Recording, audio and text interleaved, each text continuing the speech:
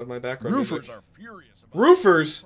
Dude, isn't that the thing that, like, was it Bill Cosby used or something? Go! Yo, what's up, everybody? I'm back! I'm back in my humble abode.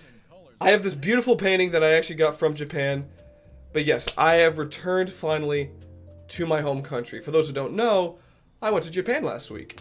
And I had the best time of my life. It was nothing short of the most beautiful country I've ever seen. And it was bittersweet to come back home. But eventually, after a while, you do start to miss home. So it is kind of nice to be back. So yeah, and while I was gone, I haven't uploaded or streamed in well over 2 weeks. The subscriber count keeps going up. I'm now over 600 subscribers and counting. We're at 606. So shout out to all you guys. Absolute goats. Thank you all again for subscribing. Really means a lot to me. Yo, what is up, Zero the Hero? Welcome to the stream. Yes, I have returned. Welcome. My little fanatics. Welcome. Welcome. I don't have that packed of an agenda. I obviously, kind of want to show my trip at Japan. I'm not going to spend too much time on that.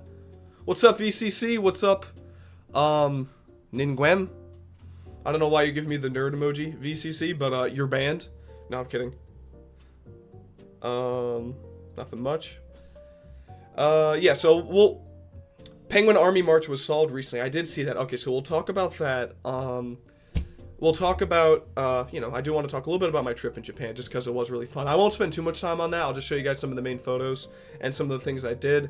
I also want to, pay homage to Jeff Thomas, the guy who was behind the former unknown song Forever and Ever It's You.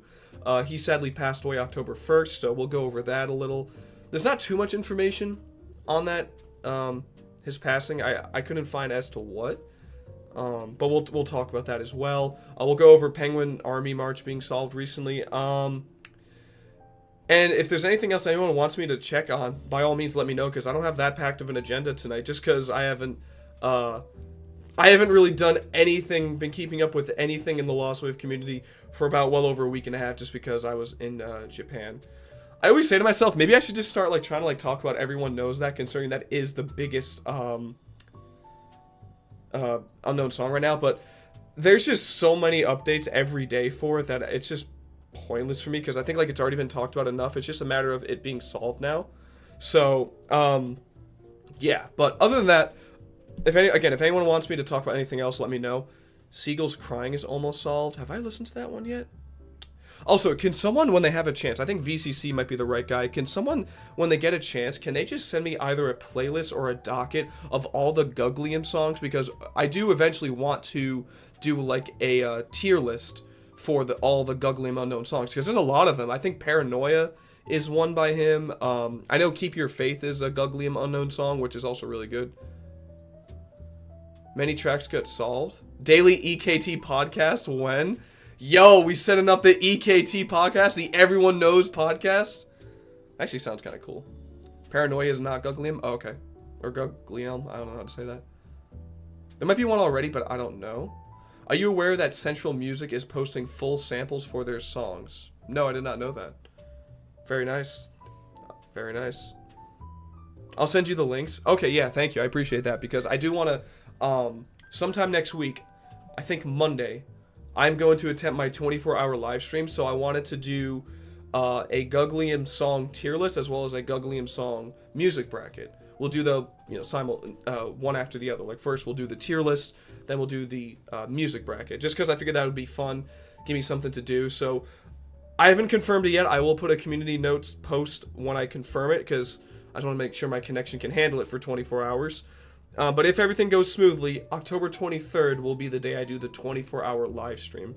Sent them. Thank you, Zero. Let me just make sure I got them. Yes, perfect. Thank you so much. I just want to go here. Oh shit. Oh yeah, here we go. What one's this called? Mid. Wang tier. Yo, let's go. I love how the top is just Wang tier. I love it. You love to see it. But yeah, I guess we'll start this off. We got enough people here already. First, I do want to just talk a little bit about my Japan trip. You guys can't really see it because of the chat. I'm just realizing that now, but this is a beautiful painting of Mount Fuji that I bought there. I bought this at a nice shop. very nice. I went to Tokyo Tower, or Kyoto Tower. Here's yours truly right there with the big beautiful smile. They take your photo, they make you pose like that. Why, I'm not entirely sure. I'm gonna start trying to transcribe Lost Wave lyrics so I can make my own covers of them. You absolutely do that. That would be awesome, because some of them are very indecipherable. Like, for example, like Parts of Paranoia. I'm gonna keep bringing up that Unknown song a lot because I really like that song lately. I just, like, it sounds like an old man is singing. He's like, see the rises in the morning, you know, it's such a weird song, but it's really good. So if you can, like, most of the lyrics for that song are pretty easily heard, but there's a few parts that are, like, not really sure what he's saying just because of the audio. So if you can figure out what he's saying, by all means, go ahead. Do that. I have a few photos to show from my Instagram journey. Japan journey. Christ almighty. Let me pull that up real quick. Mad Monster from Central Music is almost impossible to transcribe. I've not heard that one. We can take a listen to that one in a second. What the hell? So I'm not used to using Instagram on my thing. Okay, here we go. So just a few photos I wanted to share for my trip to Japan. Of course, here's me at Kyoto Tower again. This is a beautiful view of Tokyo. This is from the Tokyo Tower right here. Beautiful view of the city. This is Mount Fuji. I wish I could have gotten a better picture, but as you can see, clouds were starting to roll in, and when we went to what's called 5th Station, which is the highest point you can get before stopping at Mount Fuji, it was super cloudy by then, so I got a kind of good photo like that.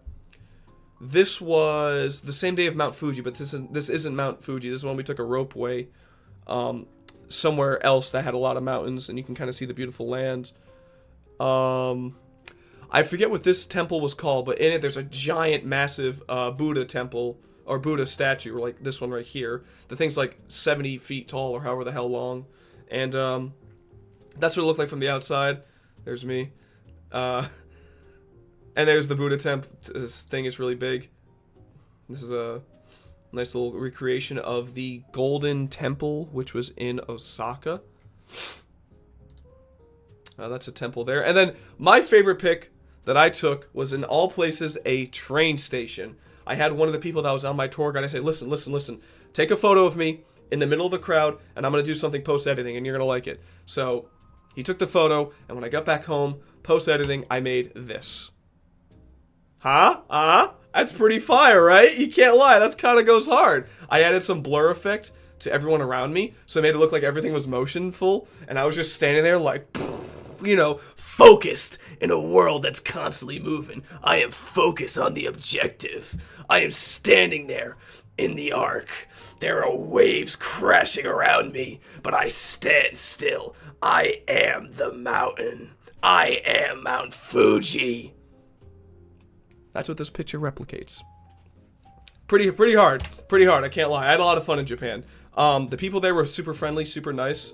Future album cover? No, present day album cover. We ain't waiting for the future, bro. That's gonna be a present day album cover. Any artist of any genre has my permission to use this photo as an album cover if they want to. Just credit me. That's all I ask. You can use it for whatever you want. Just say, hey, Maximillionaire's on this. You got my permission all day. Also, I apologize if you hear me sniffling a little. I do feel a little bit under the weather. Like, here's the weather, and then here's me, right?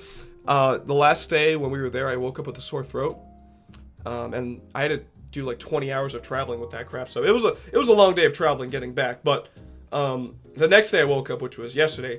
I didn't wake up until 4 p.m. because jet lag, especially when you go east, hits you really bad. It's really, really tough. So I had that, dealing with that, and I went to bed at like 3 in the morning. Woke up at 4. Yeah, I was really tired. I will also say, if I ever fly for that long again, I'm going business class. My best advice for anyone, if you're going to be going on like an international trip, just pay the extra money for business class. Economy seats are not comfortable. You're crammed in with 2 other people, especially if you have the window seat like I did. And like, you just can't, the chairs only go so far back, and it's really not comfortable to sit there and try to sleep like that. It's not fun. I need to lie down when I sleep, so yeah. Anyways, that was my trip to Japan. I had a lot of fun. Really a lot of fun. It was a great time. So I highly recommend anyone else going to Japan. People really tend to mind their own business there. It's a very, very calm, very respectful country where like people kind of just do their own thing. I mean, God, like who was it? Little Pump or something who went into the middle of Japan and like no one recognized him because everyone's just so focused on minding their own business. So someone like him can't do it. I could probably do it though. I'm just differently built. So anyways, let's move on to some more, a little more serious news, I guess. It does suck that this happened.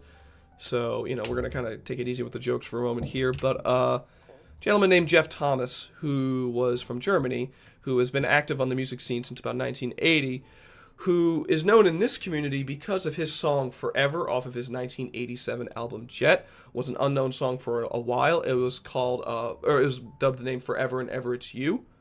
And it was actually VCC himself who actually found the song, which he's in chat right now. And Jeff Thomas, the singer and songwriter of that song, sadly passed away on October 1st. This article was sent to me by Arizona, so thank you for him. He added me on Twitter for this. And this article was made on the 5th. There's not much information to go off of this. It doesn't say how he passed away, but it just says that Lutz Wallerson, I hope I say that right, who has been singing with Rudolph Rock and Die Shocker since 1980, died on October 1st. According to band circles, his death came as a complete surprise, since among other things, he had only recently been on stage with the band. Wallerson had established himself primarily as a figurehead for the Shockers, but was also active in other bands. Those included the Dirty Dogs, the Neil Landon Band, and Wallerson's own band, Cool Cat and the Tailfins. He also released several solo works. Forever was off of his 1987 solo album, Jet. So it's very sad to hear that this had happened, because I actually reached out to him via LinkedIn, which was the only means I found to communicate with him. I couldn't find him on Facebook officially or any other social medias or his website. So I just found him on LinkedIn, and I messaged him there, but sadly he never got back to me. So I don't know if he was dealing with some illness that no one knew of, and he just kind of kept that hush-hush, or if this was a complete surprise to him. I don't know. No one knows. I didn't see anything else. If anyone else has any more information, let me know, but I didn't see anything. What happened? What do you mean it's lagging? Fuck you. We're gonna go back. Anyway. I truly can't imagine getting a window seat besides two strangers on a flight and needing to use the toilet. Mental torture. So, fun fact. On the way to Japan, I had to use the bathroom 5 times. Or 4 or 5 times on the plane. And I had a window seat. Something to do with that, whenever I wake up really early, if I eat something really fast also, just my stomach can be pretty fucky. So I kept thinking I had to use the bathroom, but nothing was coming out. And so I had to keep getting up and using the bathroom. Thankfully, the guys I was sitting with were actually really chill, because I remember we'd be sitting there, like an hour to go by, I'd be like, yeah, I gotta go. And then, they would get up and I would go do my thing, try to give birth, although nothing was coming out. I kept pushing and pushing and pushing, but the baby didn't come through. And so then I would go back to my seat. I would chill for like another hour and a half, 2 hours. Keep in mind, it was a 13-and-a-half-hour flight. I'm trying to sit there, get comfy, trying to sleep. I'm tossing and turning. I'm playing Vampire Survivors on my phone, which is a really good app, by the way. Completely free. And I just couldn't get comfortable. And I cannot sleep sitting down. Again, the chairs only go so far back. Yeah, I was fighting demons. I got a little sleep on the plane ride home, which was about 12 hours. Well, one of them was. I had to take 3. But it was still pretty brutal. So, again, get business class if you can afford it. If you're going to go on a long flight. So, that's my recommendation. Very fun, very fun. Okay. Next up. Let me pull it up. Penguin March. Penguin Army March. Hold up. Is that what it's called? Penguin? I can't spell. Penguin Army March. Whoops. Here we go. Give me 1 second. Let me... Okay, so... This is a bunch of re-uploads. Hold on. Probably should have this pulled up for earlier.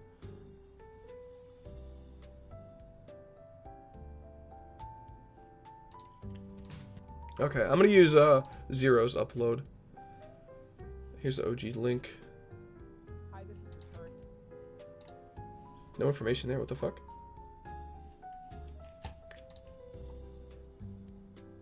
Oh, Barney uploaded this? Hold up. Barney.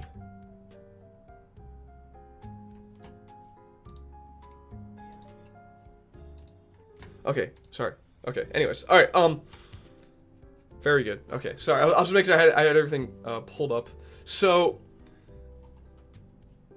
I don't know how long this song was unknown. I remember seeing this at least like a year and a half ago. So it's been on for a little while. And I know Barney uploaded it as well. But there was an unknown instrumental song known as Penguin Army March, which, in case you're wondering why it's called that, where did Zero put it? Zero said that it was what Barney put when he uploaded it. If I could find it. That again.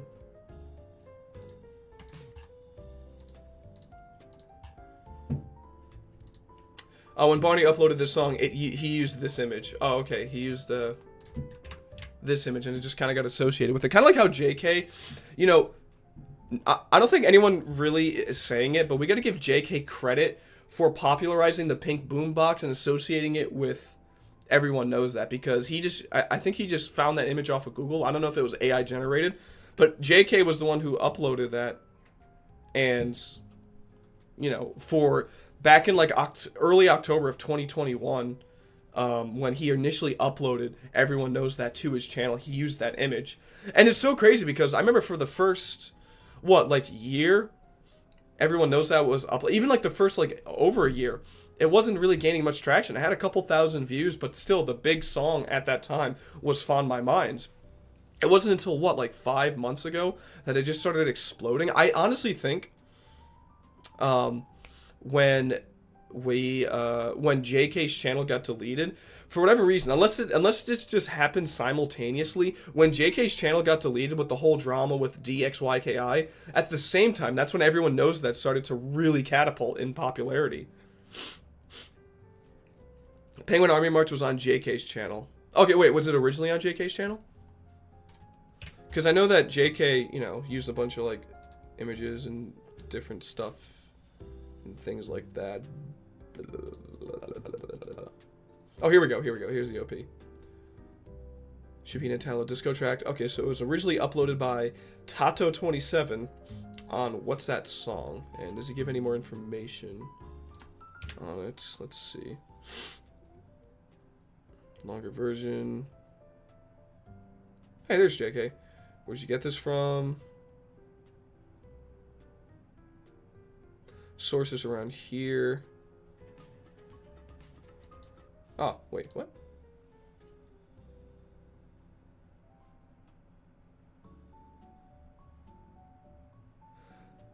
I'm quite sure it's an unreleased remix of David Funk. Okay, yeah, so it was kind of speculated for a while that it was by David Funk, because here's the source that he got it from. And, hold up, I gotta sneeze.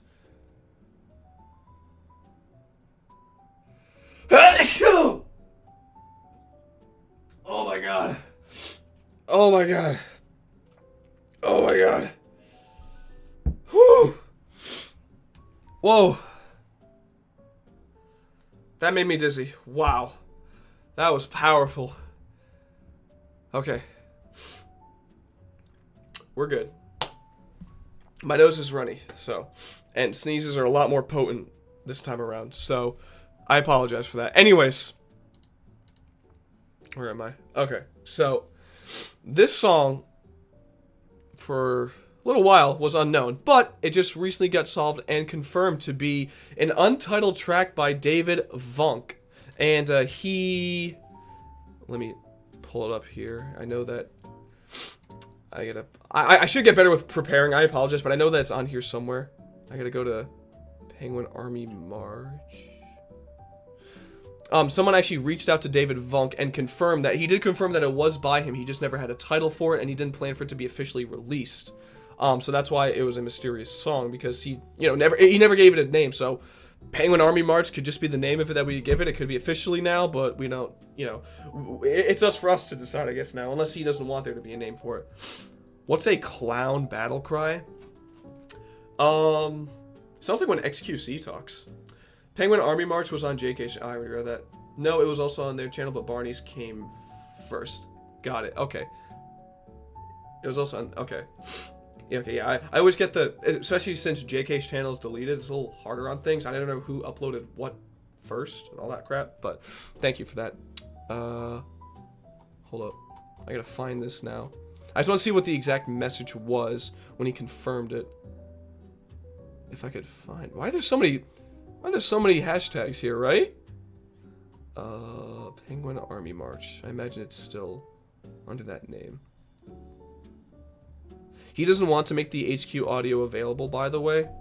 Yeah, he never planned for this song to be released either, so I don't know if he just wasn't, if he didn't like the song, or if he just doesn't care for it anymore because it was a little while ago.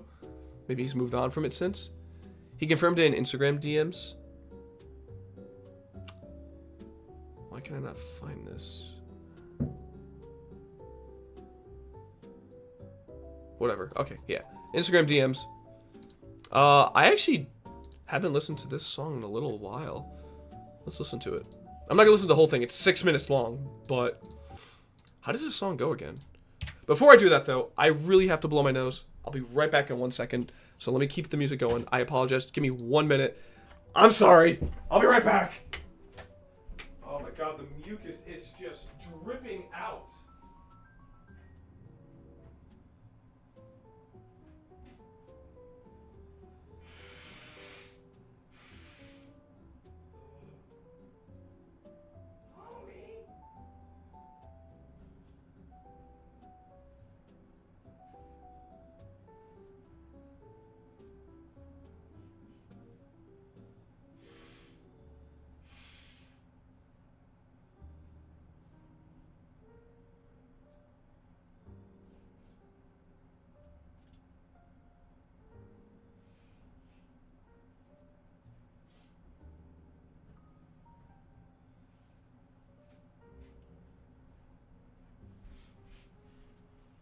Okay.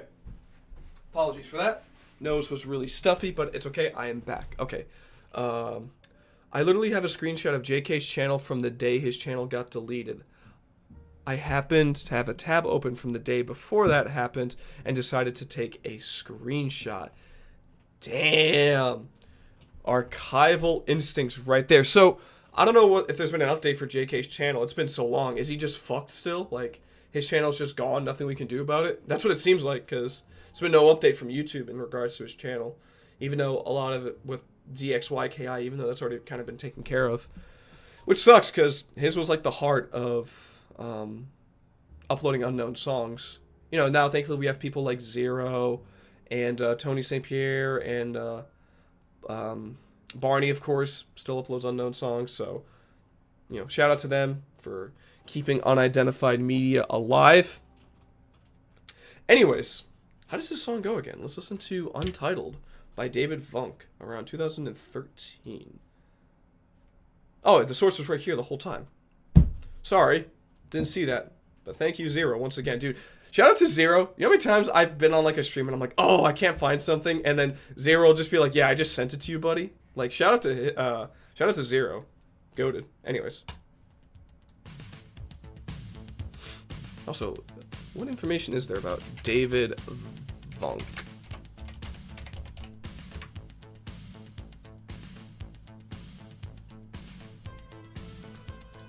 Why is he trying so hard in this image? What the hell?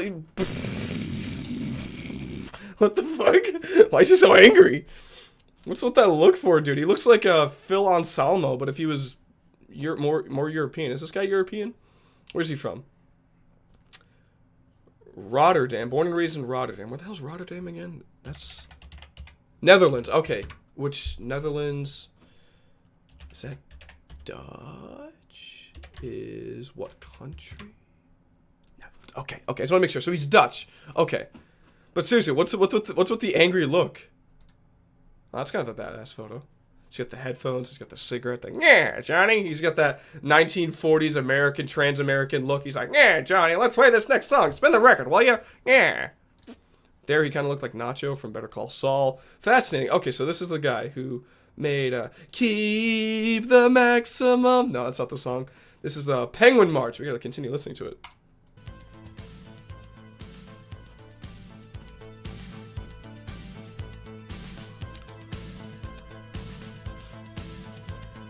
Okay.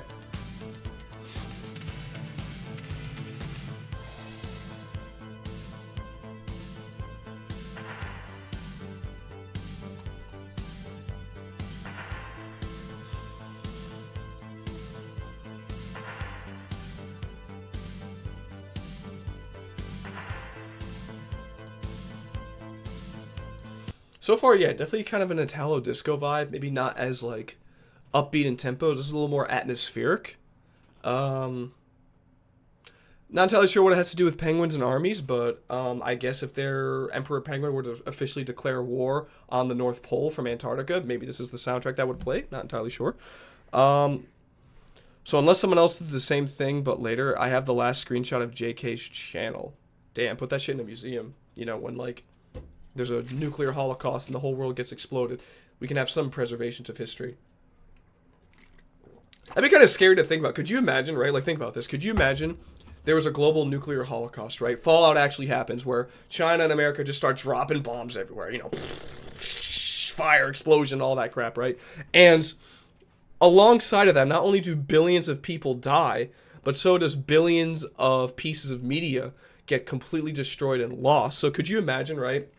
Years later from now, that happens. After people have come out of the vault, it's safe to go out again. People start discovering and exploring again, and they come across pieces of music or, you know, little fragments of music that were left in time that weren't destroyed. And could you imagine a band like Queen or Led Zeppelin in the future becomes like an unidentified band? Like, they have like a snippet of When the Levee Breaks, and they're like, who is this? And they just can't identify it because there's no information elsewhere about Led Zeppelin. Could you imagine that, like in a post-nuclear war, a household name band nowadays goes unidentified?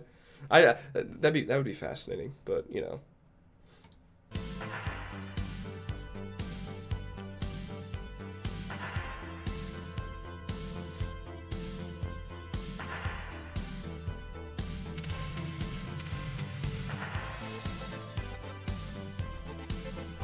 Okay.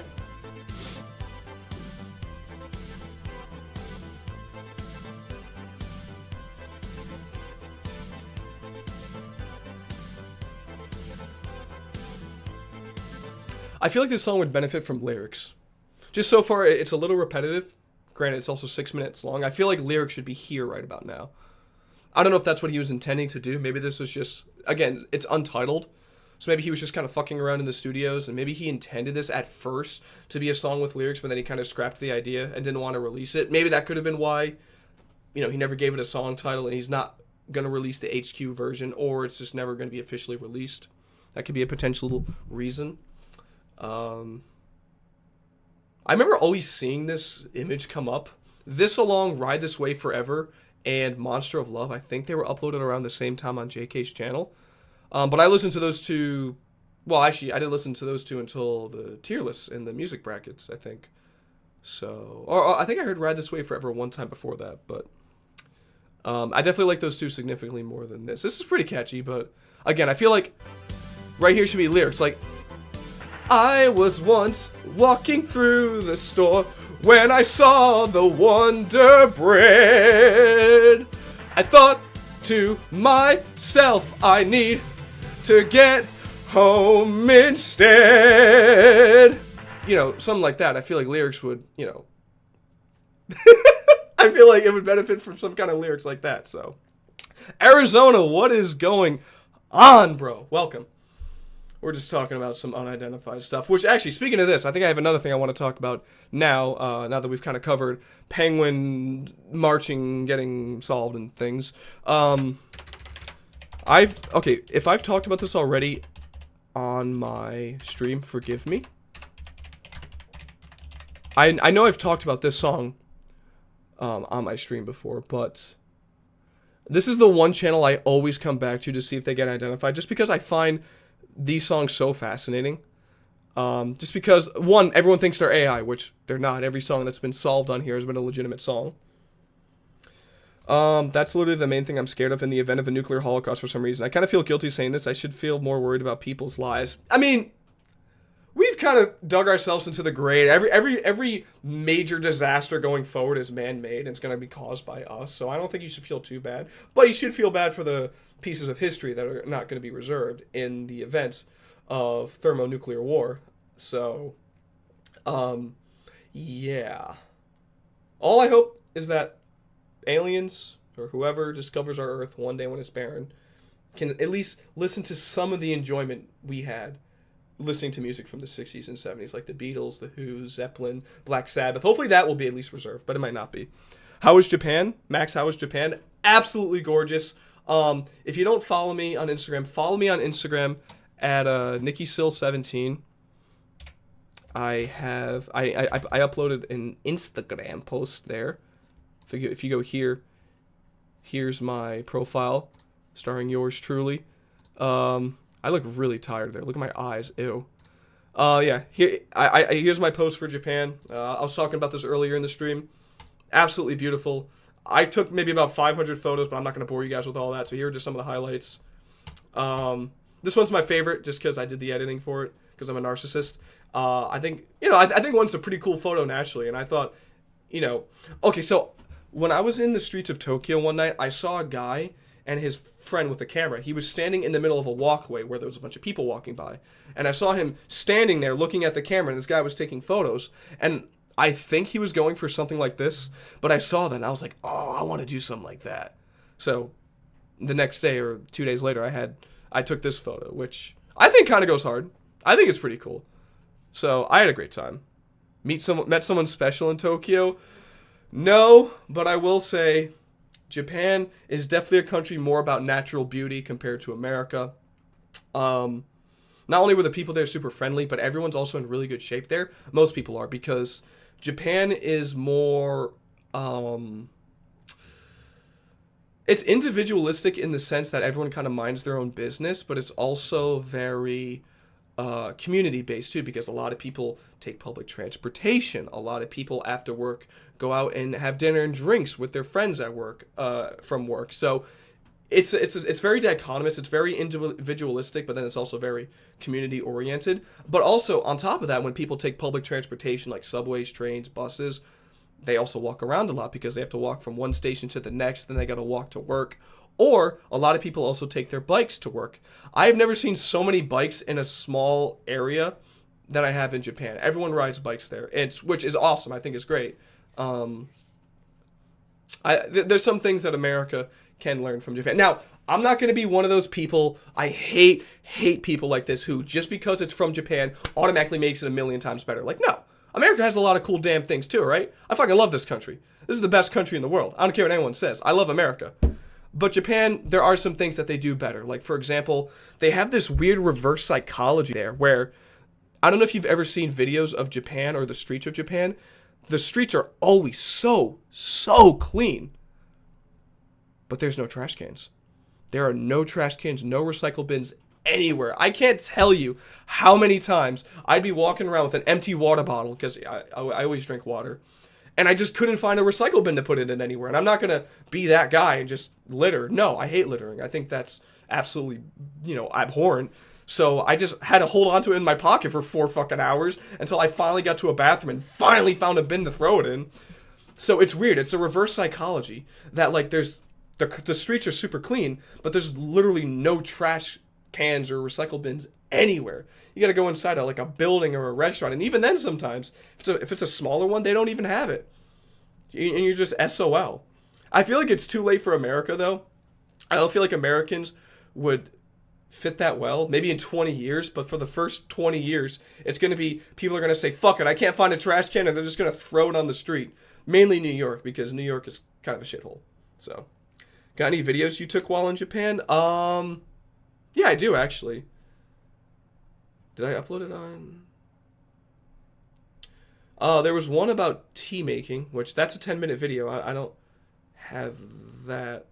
I would show my Facebook, but I can't log into my Facebook for some reason on my computer. But I do have a video of me feeding deer, because the deer also in Japan, especially in Nara City, are super friendly. Like this park temple we went to, the deer are just chilling everywhere.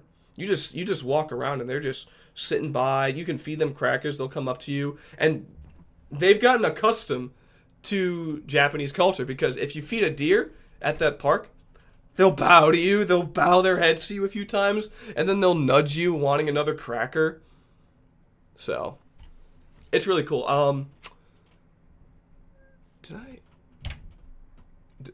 no, I didn't upload a video. I can definitely pull up a video. I just gotta it doesn't let me log into my Facebook for whatever reason. Yeah, it wants me to do this authentication code, but it doesn't ever send me a code. So yeah. That's wonderful. Bitch. Anyways, yeah, my trip to Japan was absolutely awesome. I highly recommend it. Deer in the middle of Tokyo. Oh yeah. They're not very huntsman like America is. Fuck, I want to okay, I know what I could do. I can send it to myself on Instagram. Hold up. I'll send the video of me feeding deer on Instagram. I can send that to myself, right? I can send a video to myself, right? Yeah. Here we go. Yeah, this was wholesome. This was wholesome as fuck. I loved this. This was adorable. Just gotta send first. Did it send? Wait, what? I'm logged in, right? No. No. Refresh, maybe? Hello? I sent myself a video. Where is it?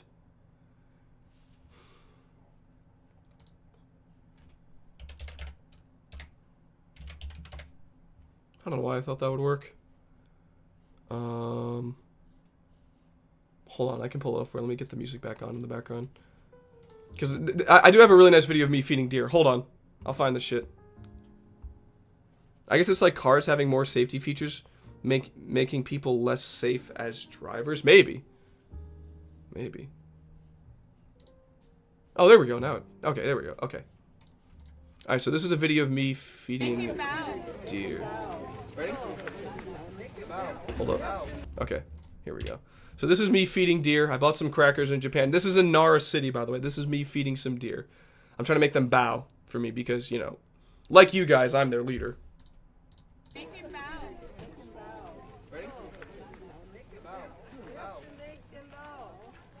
They just weren't listening. What's up, Mr. Ism? One of them does it, eventually. I think the middle one does. Oh, the right one. Look at, see, look at. There you go, he bowed to me, yeah. And then I didn't even feed him. I got, like, distracted.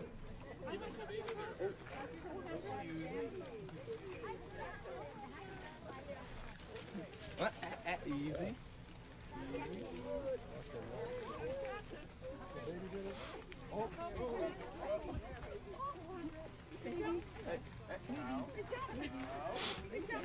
Yeah, I was trying to feed the baby one here, but this fucking selfish parents kept getting in the way. I was trying to feed it, and they would literally butt heads and knock the baby out of the way, and they were like, you know, yeah. Let me feed your kid? Are you gonna let me feed your kid? No, you want to do it yourself.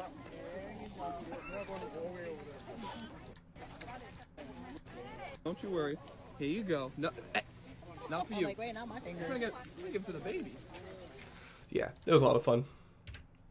Feeding the deer.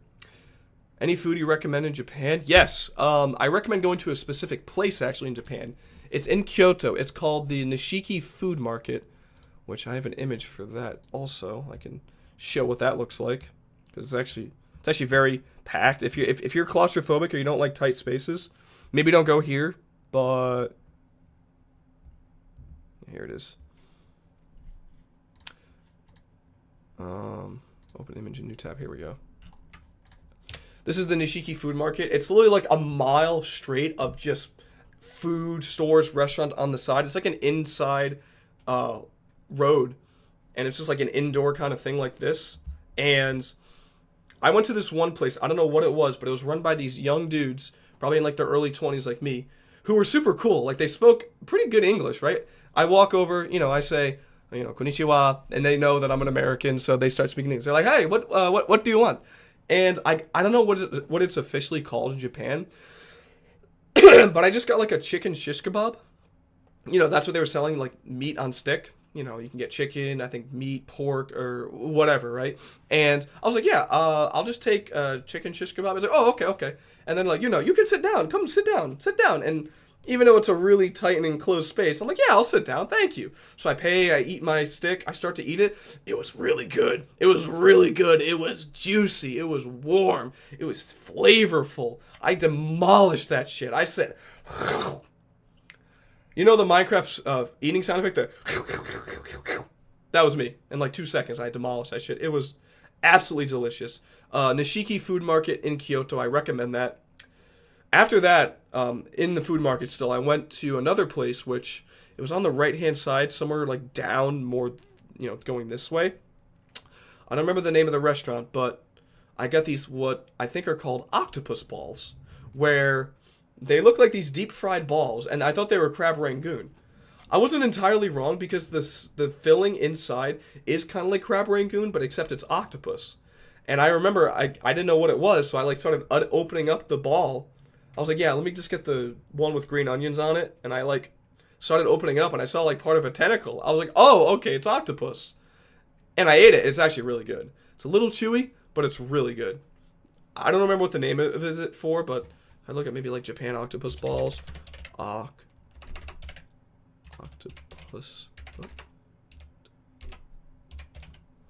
balls. Takoyaki. That's what these were. Yes, takoyaki. I had takoyaki. And they were really good. So I highly recommend that too. Even if you're not a big seafood eater, I recommend at least trying these out. And if you don't like it, fair enough. But they were really good. So I recommend doing that. And then I also got there an ice cream, which the ice cream in Japan is a little bit more buttery than in America. You can taste the butter. And I think I was on a sugar cone. That was really good as well. But I found out from my tour guide that back in the day, if a man ate ice cream, he was considered feminine.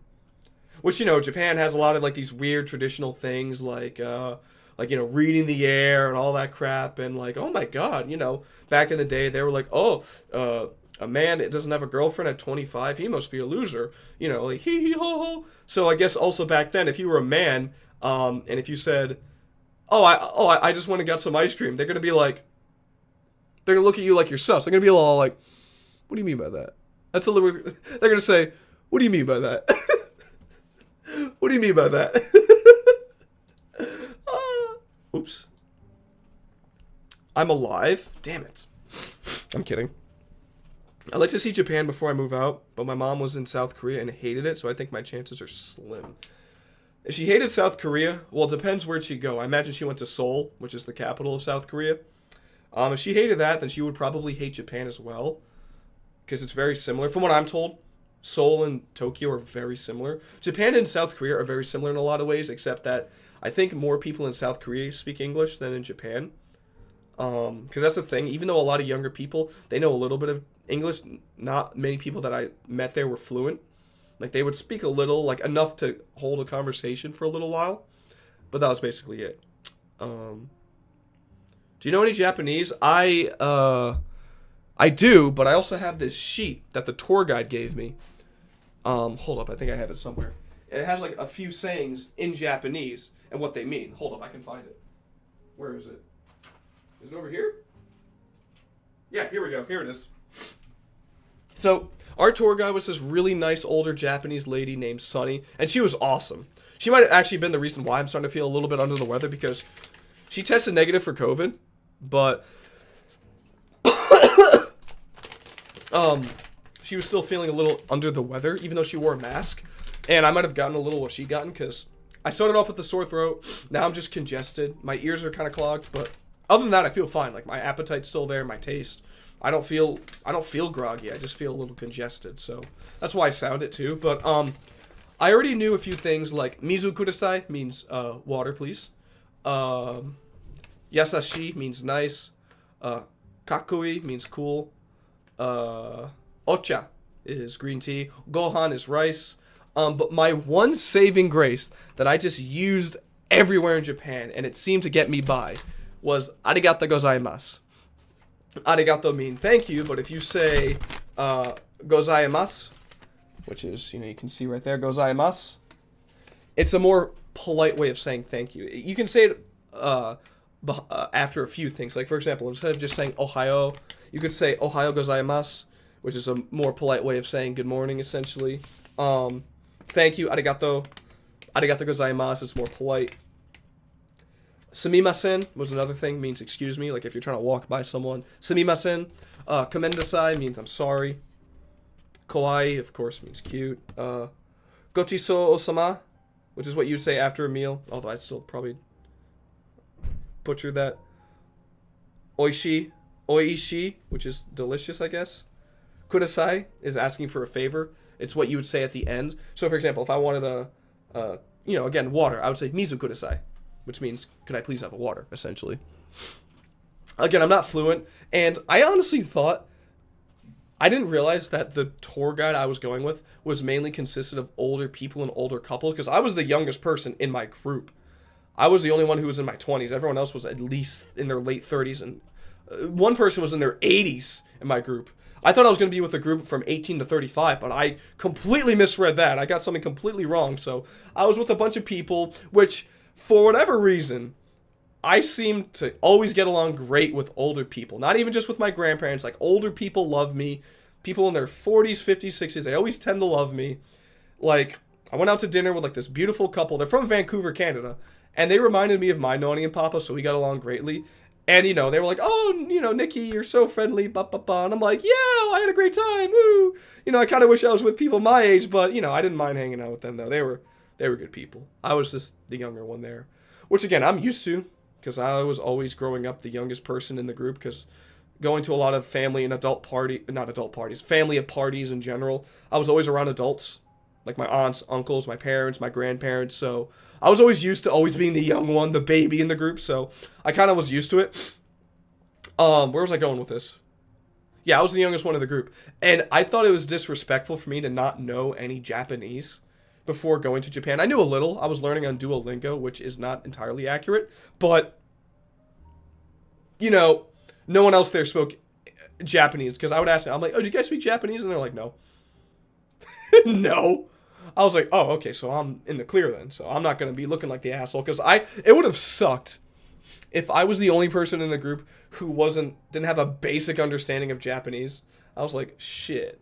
But if anything, I probably knew the most Japanese out of my group, so it made me feel better about myself. Anyways, that's a lot. Why would it be disrespectful? I just feel like, this is my personal opinion. Maybe I'm wrong. Maybe I'm overthinking.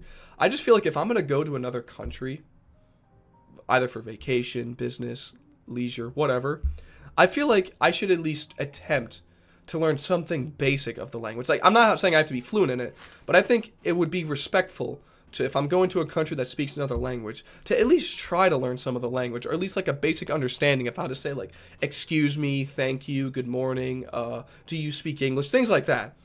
Or at least, like, just to have, like, a basic understanding of the language. Again, I don't have to be fluent in it, but that's just my opinion. I think it's respectful to do that. I feel like Japanese people have high English comprehension.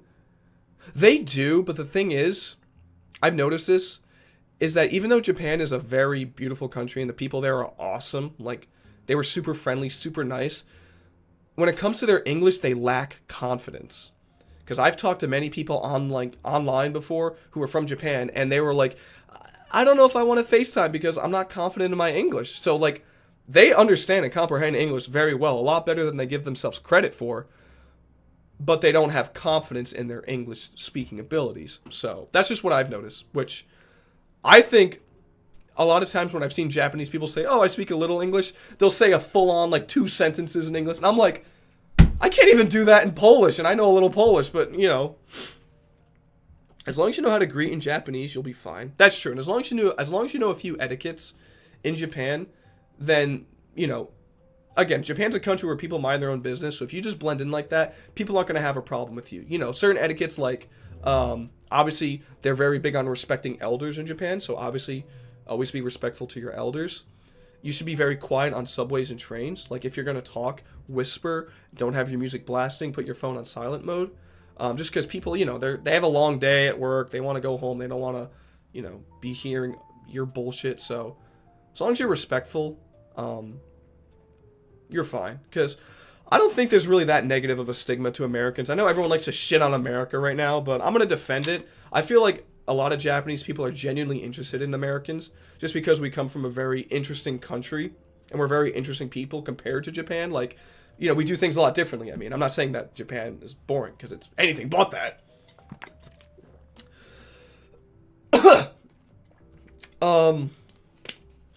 But yeah, I feel like they're fascinated with us. But as long as you're, again, as long as you're respectful, as long as you're polite, kind, because remember, you're in their country.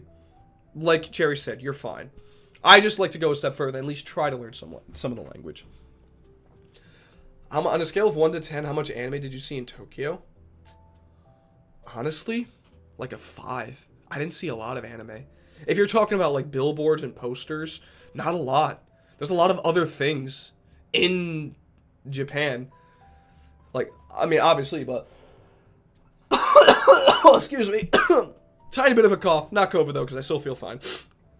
So, like a 5. Like, I obviously saw a few advertisements for some animes that I've never seen before. Or, like, that one anime with the blue cat.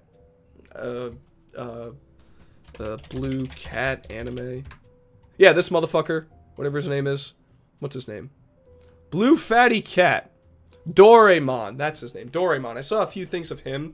A few of the hotels that we stayed in, or I think all the hotels, had at least like one channel for anime or like kid shows. So, other than that though, I didn't see that much anime really. I did see a few Japanese women like dressed up as anime characters just for the fuck of it. Like they had blonde hair, they had contacts in. Yeah, that was basically it. But not a lot, which I was happy for because, you know, it's always funny to see people go to Japan and they're surprised that, you know, not everyone has like massive gahoinkadoinks and, you know, colored hair and everything. No, like it's Japanese people are, or at least most of them are not like that. Sorry. There's this one cat though that I guess is a lot of people know of this, but let me send the photo. Apparently there's a really popular cat in Tokyo. It's like orange and white and green. I gotta find it first. Hold on. Where is it? Where is it? Yeah, this cat. If I open this in a new tab. This cat apparently is popular in... I forget if it's just Tokyo or if it's in all of Japan. This cat right here, because anytime this billboard came up on this specific part of the building, everyone started recording and taking videos of it. So me following the crowd, I was like, you know. And then I asked my friend Dale, who was part of the group, I was like, what's the significance of this? He's like, apparently this cat's really popular in Japan. I don't know if he means this cat in particular or this kind of cat, but I guess it was popular in Japan. So, very, very fun place to be. A lot of stuff to do. Temples, shrines, mountains, nightlife. Sake is pretty good. It's wine-based, it's rice-based wine. I got pretty tipsy off that my first night. And navigating through the train station with the boys at 11 o'clock at night, tipsy as hell, like, where's the red line? It was fun. It was a lot of fun. Anyways, I want to get back to talking to unknown songs. I doubt we're going to solve this tonight, but I posted this a few months ago, so you guys may have seen my comment, but you guys know this channel, Most Mysterious 90s. I've covered this channel before. I'm not going to go into it. A lot of stuff he recorded from back in the day, you know, blah, blah, blah. There's a few of them that are still unidentified. The oldest one that's still unidentified on his channel is this one, been dubbed In My Dream, which is literally this 11-second, like, female-led punk song, what it sounds like, even though it's called, like, an indie art rock song. I think it's kind of more punk, because it sounds pretty heavy. When the ad is longer than the actual video. Market and sub-market reports give you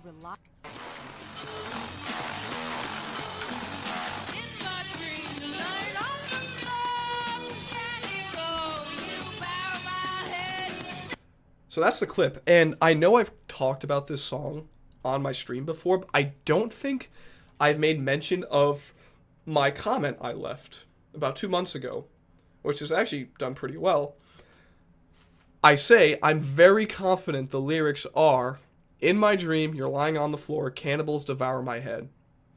I feel like I've talked about this on stream before. If I have, I apologize, but I want to go try to take it a step further tonight to see if I can actually try to find maybe some lead with these lyrics. I don't know if anyone else has looked these lyrics up, but I'm going to play the snippet again, and I am very confident that she just says, cannibals.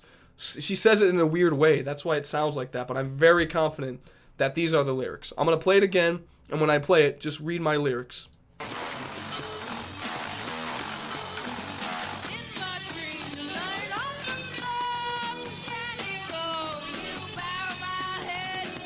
She says, cannibals devour my head. That has to be what she's saying. It makes sense. In my dream, you're lying on the floor, cannibals devour my head. So that's making me think, okay, that sounds like a nightmare, all right? That sounds like a bad acid trip, or like a bad trip. So,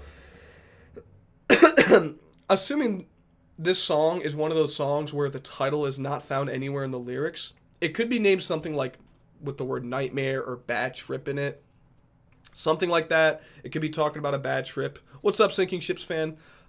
I'm not sure, but I'm going to try to see if anything comes up if I search these lyrics. Cannibals devour my head.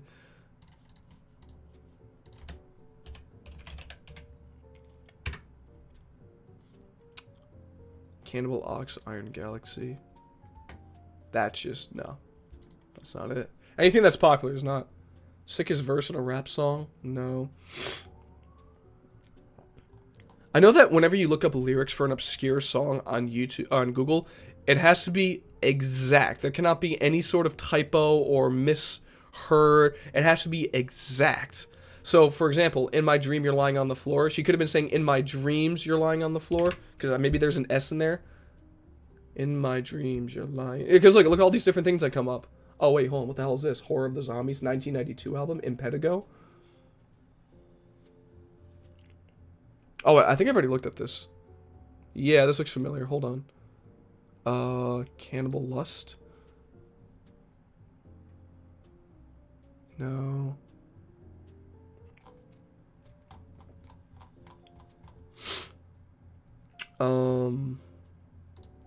Let's just see what the lyrics for these are.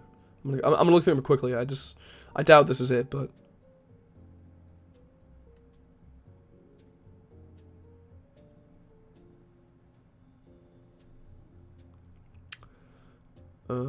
No. No. Cannibal Ballet.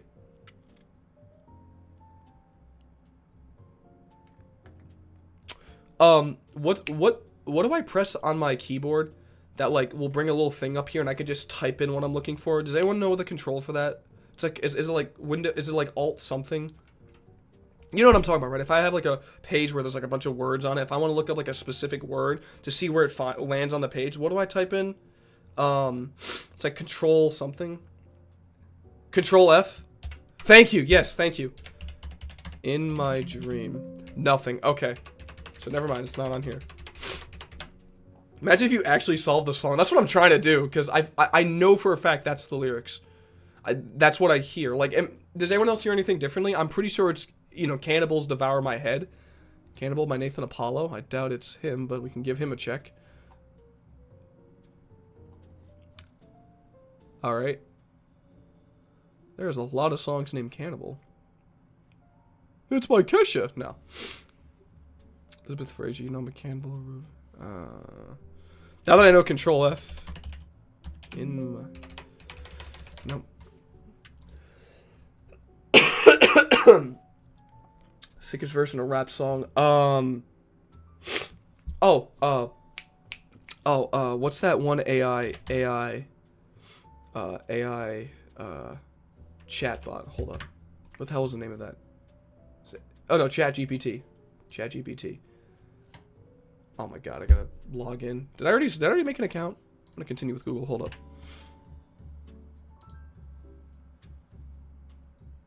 Alright, here we go. Okay, let's go. Okay. Chat, I need your help with finding a song. I'm just gonna take a shot in the dark with this. Let's see. Please provide me with any details you have. The lyrics in the song are... Oops. That's my Stream Elements link. If you want to donate, link below. I gotta find the lyrics.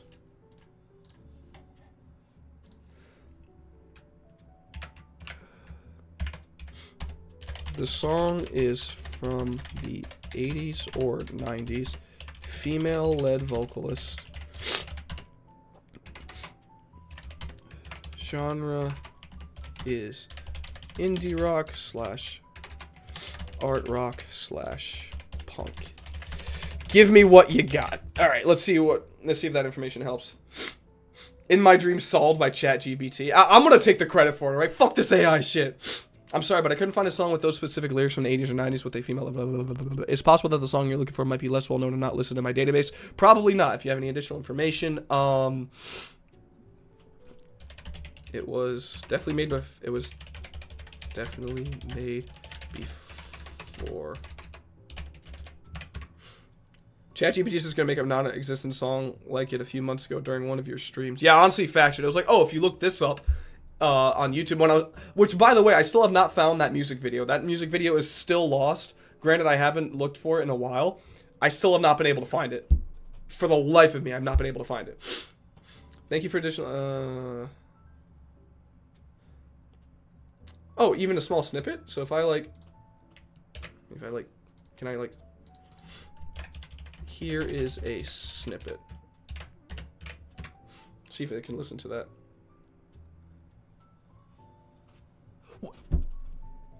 I am unable to access or play content from external sources, including YouTube. So why did you say even a small snippet? How the fuck am I gonna give you a small snippet if you can't accept anything like YouTube? How? Okay, yeah, we're done here. We're breaking up. I'm sorry. I can't believe I logged into you. I can't believe you left it inside. Okay, well, never mind. Alright, AI chat writes text. You can use it to write stories or programming code. Virtual tutor in almost any subject. I doubt it. Chat, hello. What are you doing? Trying to solve this song right here. Just because I don't know why. I just want this one out of all of them on his channel to be solved. I just think this one is just fascinating. In My Dream, not solved by ChatGPT. We're going to try AI chat. Chat, I need your help identifying a song. Certainly, I'll do my best. Can you provide any... Yes, absolutely. Yes. What's your opinion on the latest Fawn lead? Eddie... What's his name? Eddie something, right? He said he was going to provide proof that he, produced the song, but it's been a while now, and I guess the hopes for that happening are becoming slim to none. Or not slim to none, but pretty... They're starting to diminish a little because it's been taking a while. He sounded really confident that this was his song, but then again, we saw Billy Knight completely and utterly lie that Statues in Motion made Like the Wind, so who's to say that he's not just doing this for attention? I think Antonio should try to remaster that song. Where's Antonio been, by the way? I haven't seen him in my streams in a little while, and I don't think he's uploaded in a little while. Unless, I don't know. Hope he's doing alright. Hope he's doing well. So yeah, I'm not going to get my hopes too far up for Fawn by Mine. Granted, like, from what he said, it sounds like it would make sense, but we've just seen it happen before where people lied completely about a song that they just didn't make. So, also completely off topic, but I just wanted to remind you guys that Eddie Edmond, thank you, that's his name. I wouldn't get my hopes up just cause, but it's, again, it sounds like it would make sense, but we just have to wait for him to confirm it.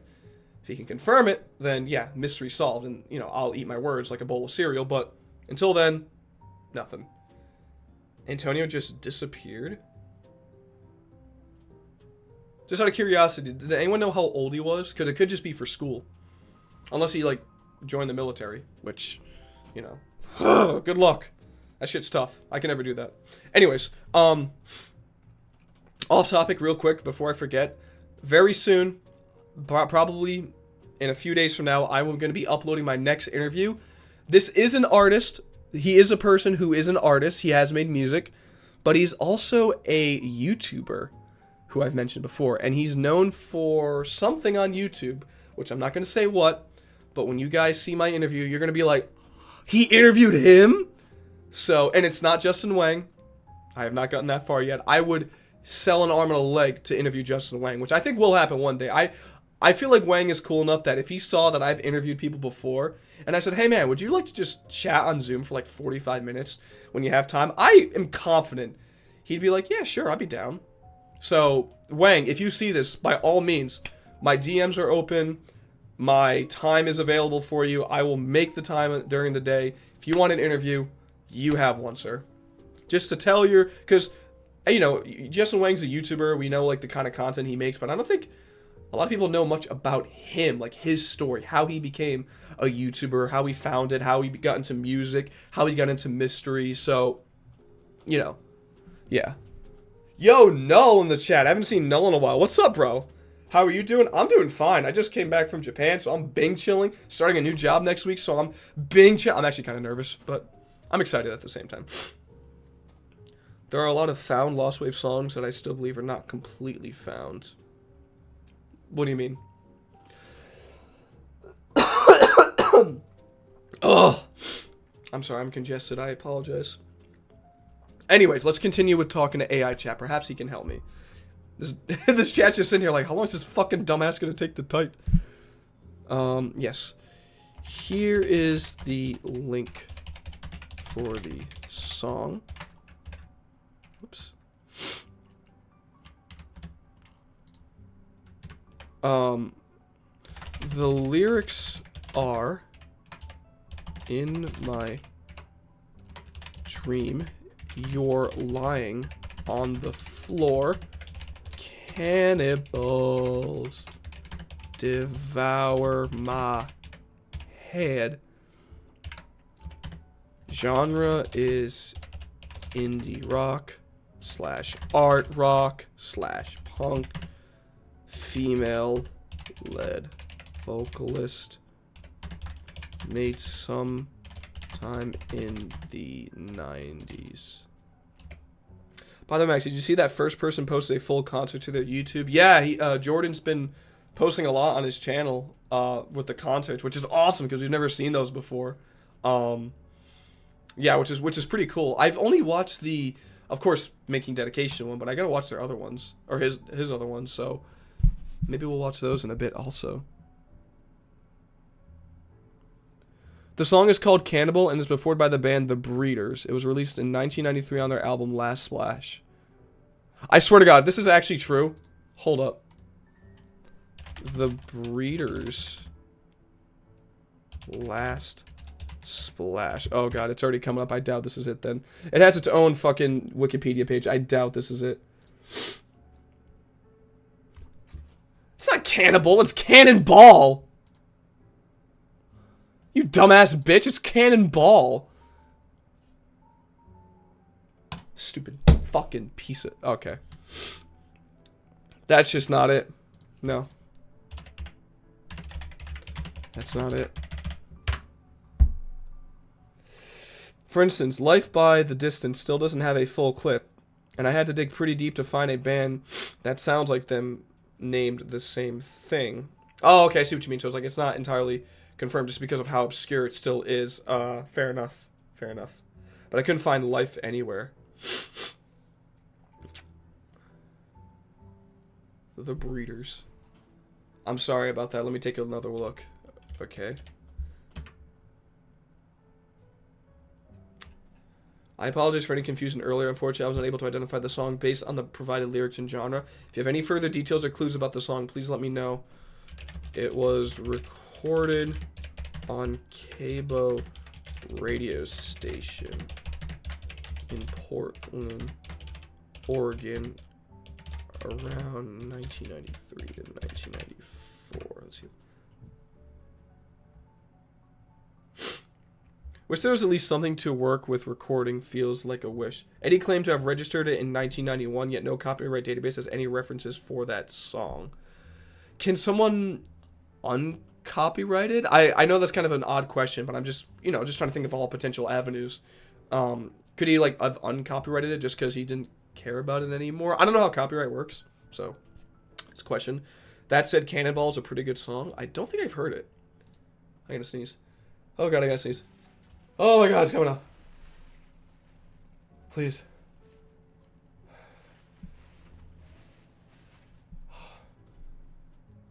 Oh my god. Oh!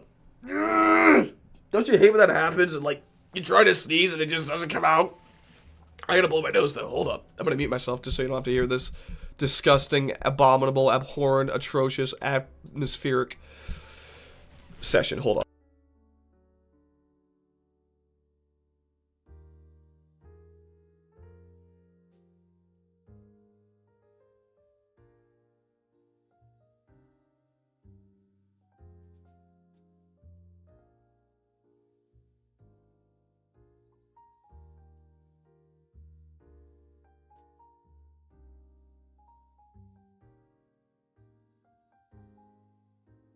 Probably lost like 2 pounds right there. So much mucus just came out.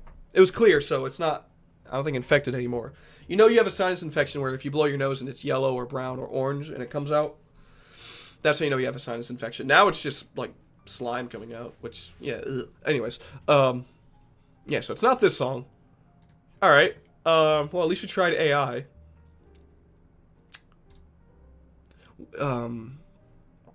What was the song, what was the website used to find that Wings Out fake?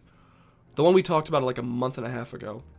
Oh, what the hell is it called? What was the name of the website that they found the copyright thing for, which I think you can look up lyrics on that as well. Does anyone know the name of that website? Chat, you guys are literally my saving grace. If anyone can tell me that right now, I will, I'll fight Chris Chan. Have you heard that Chris Chan has returned? He's now making music videos and stuff. Yes, I have heard about that. I'm just saying that that shouldn't be happening. That's a no bueno. There's been a lot of stuff going on this whole year. Me and my friends picked the worst time to stop the podcast because every week we would have something to talk about. Like with the whole, especially right now with the whole SS Sniper Wolf stuff, which I don't know much about, but I know that she doxed Jack's film and like pulled up to his house. Check Discord, Max.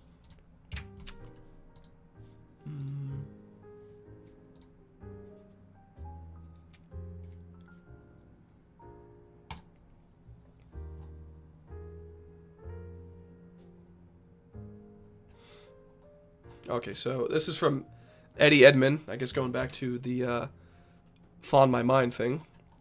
Hi there, thanks for keeping me informed about what's happening, but don't care about him because my song is already registered in my name since 1991, and if he uses it, I'm going to sue him. Hee, winky face. Once again, coming from him. That's right, I remember looking up Eddie Edmond, and then just seeing the lad himself, Eddie Edmond. Where is he? Look at him, bro! Look at this dude! Look at this dude! If it loads. I don't know why it's not loading. I have perfect connection. I haven't like. Look at this dude. Honestly, he looks like someone who would sue. He looks like someone who would sue you for beating him in a game. Like Billy Mitchell. He looks like someone who would sue you. I don't know why. He just looks like someone who would say, fuck it, lawsuit time. Anyways, I mean, understood. Any info on when you will release the song? We are very excited to hear it. Listen, I'm preparing new tracks, and soon I'll launch an EP then. And feels like a wish as well, including remixes. Okay, so that could be a good reason as to why. Oh, this was today. Was this today or was this from a few days ago? I don't know. It says today at 10:33, which is only 7. It's only 8 o'clock here on the East Coast, but this could have been from earlier. But anyways, that could be the reason why it hasn't been released yet. He's probably going to release them all at once, which fair enough. But I know why he's going to do that. He's going to do that because he wants you to hear his other songs as well as Fond My Mind, assuming this is the Fond My Mind author, which in that case the song is called Feels Like a Wish then, right? Yeah, Feels Like a Wish, which is from 19 1989, but he registered it under his name in 1991. But like you said, it's not registered. You said you couldn't find it. What's the name of the website though that I'm talking about? That that one Wings outfit got solved from. Who was it that sent me the DMs? I just want to use that website to see if I can look up the lyrics. Who the fuck was it? Now there's another person claiming to have made this song? Who?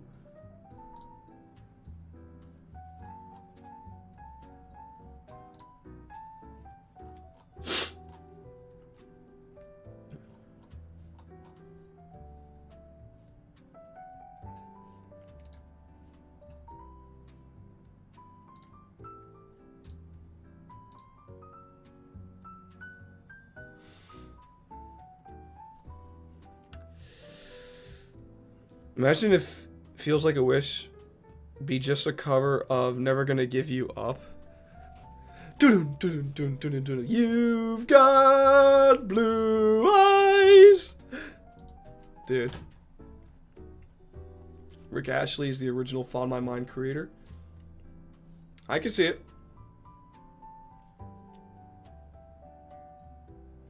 Eddie Edmond. Oh, there's actually some information about him here. Oh, very nice. Very nice. Alright, that's just a screenshot from that.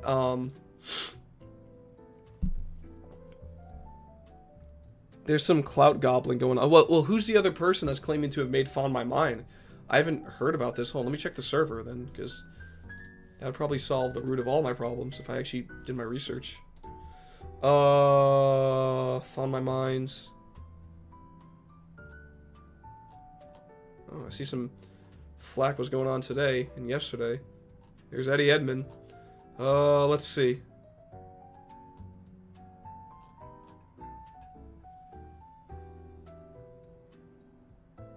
It's on the subreddit. Yeah, that'd probably be better actually. Oh fuck, I didn't mean to close out of that. Shit. Oh god, the sneeze is coming back. Oh god. Please come out this time.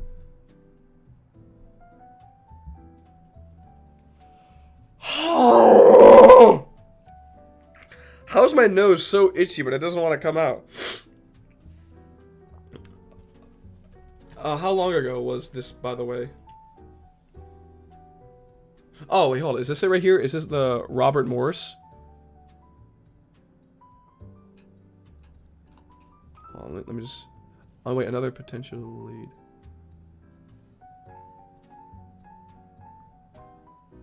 I viewed that one already. That was from like a month ago.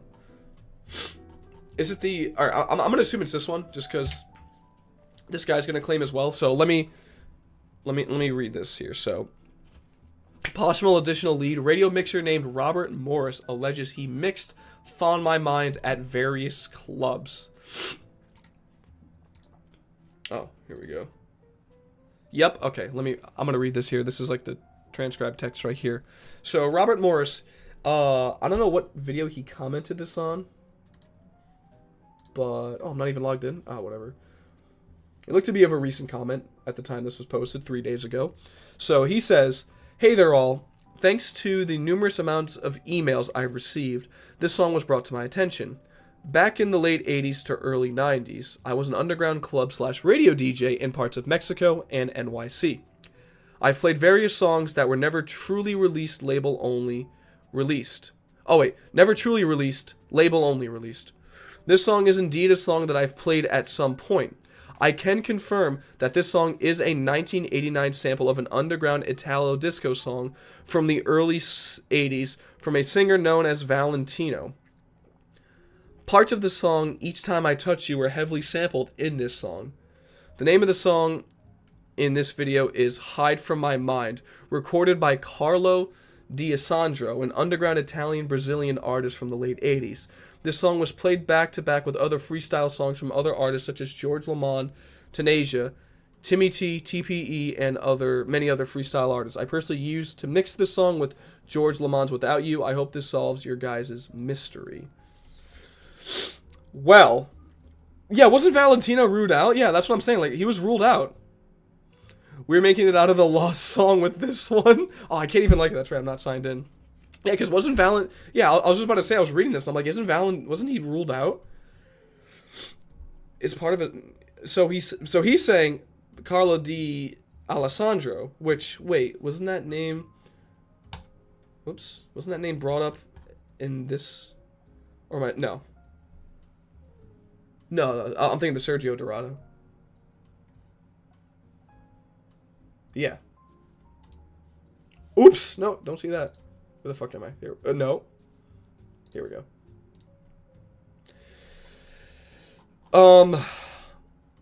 What are the comments saying? Except that Valentino has already been ruled out. Edit here. That doesn't rule out this lead. Rule out, doesn't involve. Okay, so he says that part of the song "Each Time I Touch You" were heavily sampled in this song. Okay, let's give that a listen then. He's saying that the song "Each Time I Touch You" by Valentino is heavily sampled in this song "Hide From My Mind." Now he's claiming this is from 1989, and the song is called "Hide From My Mind," recorded by a gentleman named Carlo Di Alessandro. So let's give first. I want to give "Each Time I Touch You" a listen, just to see the similarities. Each.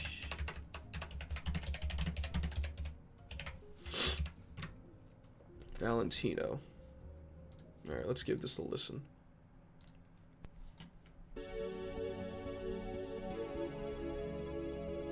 Okay, yeah.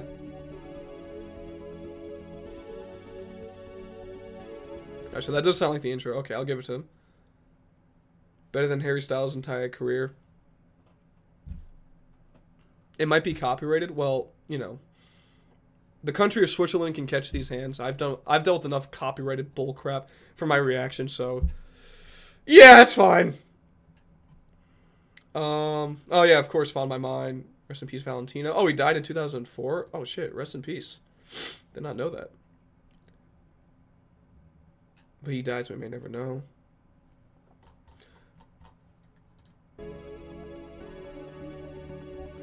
Yeah, so okay, I can hear it there. I can.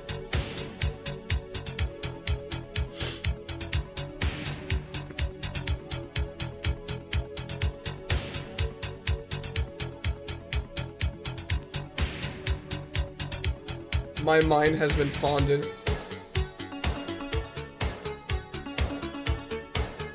Okay, yeah, so... wait, haven't I listened to this on stream before? Like, way long ago, like a year ago when Found My Mind was getting big again. Wasn't this song brought up back then already, right? Probably just a cloud chaser, just to be honest. I mean, maybe. Because, again, anyone could just be crazy enough to just come up with a completely random title, a completely random name. Like, is Carlo... what's his name? Carlo Di Alessandro. Is that an actual singer? Maybe. Oh, he's a villain in the movie Hoffa. He's also a UK based cinematographer, but is he a singer now? National Theatre of Scotland. Yeah, cinematographer. No, that's not him.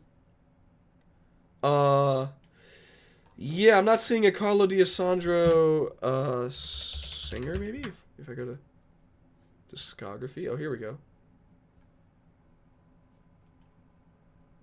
Wow, nothing. Okay. Also, even if Found My Mind did sample the song, that doesn't mean Valentino made it. Yeah, exactly. So, I just wanted to hear the similarities, which, you know, they do sound very similar, and I'm pretty sure I've heard that song before on stream. Because I feel like I've heard it before. It just sounds familiar. EKT has new hoaxes every week. Facts, dude. Do you know how many times I've gotten notifications from the EKT subreddit that says, new possible lead found, possible drums in the song found. You know, like, that's why I don't even bother talking about it or looking into it on stream, because it's just the same thing. We're kind of at a standstill right now. Granted, it is cool that a lot of channels now that cover mysterious things online are starting to cover. Everyone knows that because, you know, compared to like Lost Media or like Creepypastas or like where did this image come from, mysterious music still wasn't as popular as those subgenres of internet horror. I don't know why I played that. Because before then, like, Wang was the only, like, big YouTuber that was making videos about unidentified songs. You know. With the amount of fake leads on Everyone Knows That, I think that somebody is trying to hide the song and making false leads to ensure that it will be unsolvable. I don't know about that. That'd be a lot of effort someone would need to go into to do that, just to keep it unsolved when one day it will eventually get solved. So I don't think that's a reality.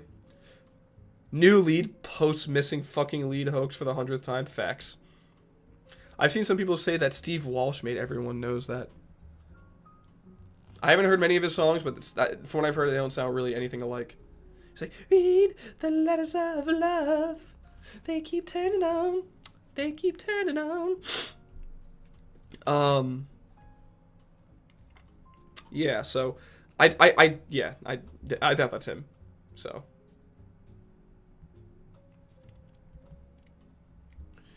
Seafall doesn't even sound like EKT. I don't know why people are saying that. Facts. EKT and TMS are songs that get people interested in Lost Wave before they get discarded. Yeah, which, again, neither of those songs are the best Lost Wave songs. If they've heard Fall of the King,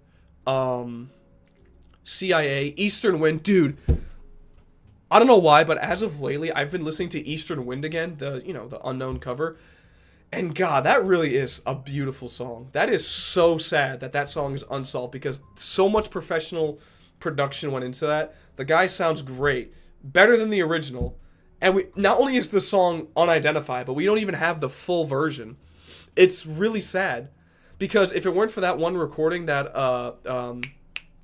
what's his name, Renee took in Germany in the 80s, that song probably would have been completely lost forever. We would have never heard it. I don't know. I've been listening to that again. The D Disney Devil songs are immune to TikTok.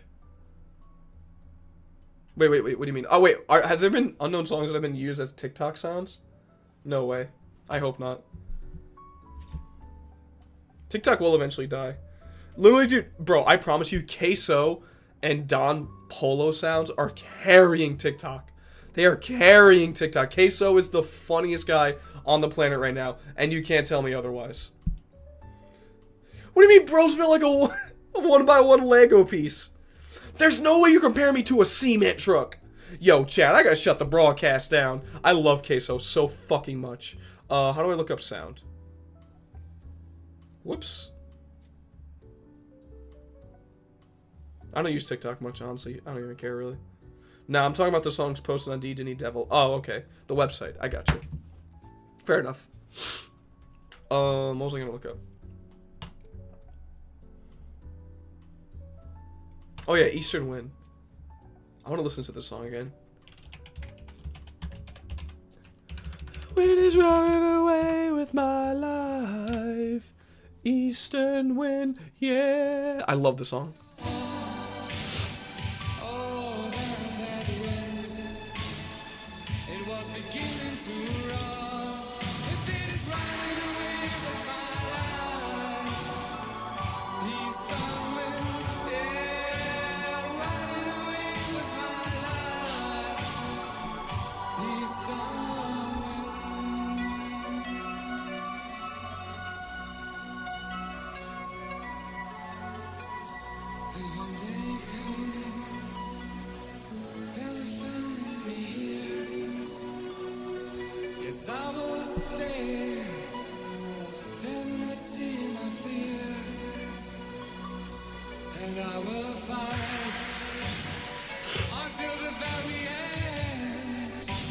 Just listen to the background vocals when he starts singing the chorus. The ah, ready?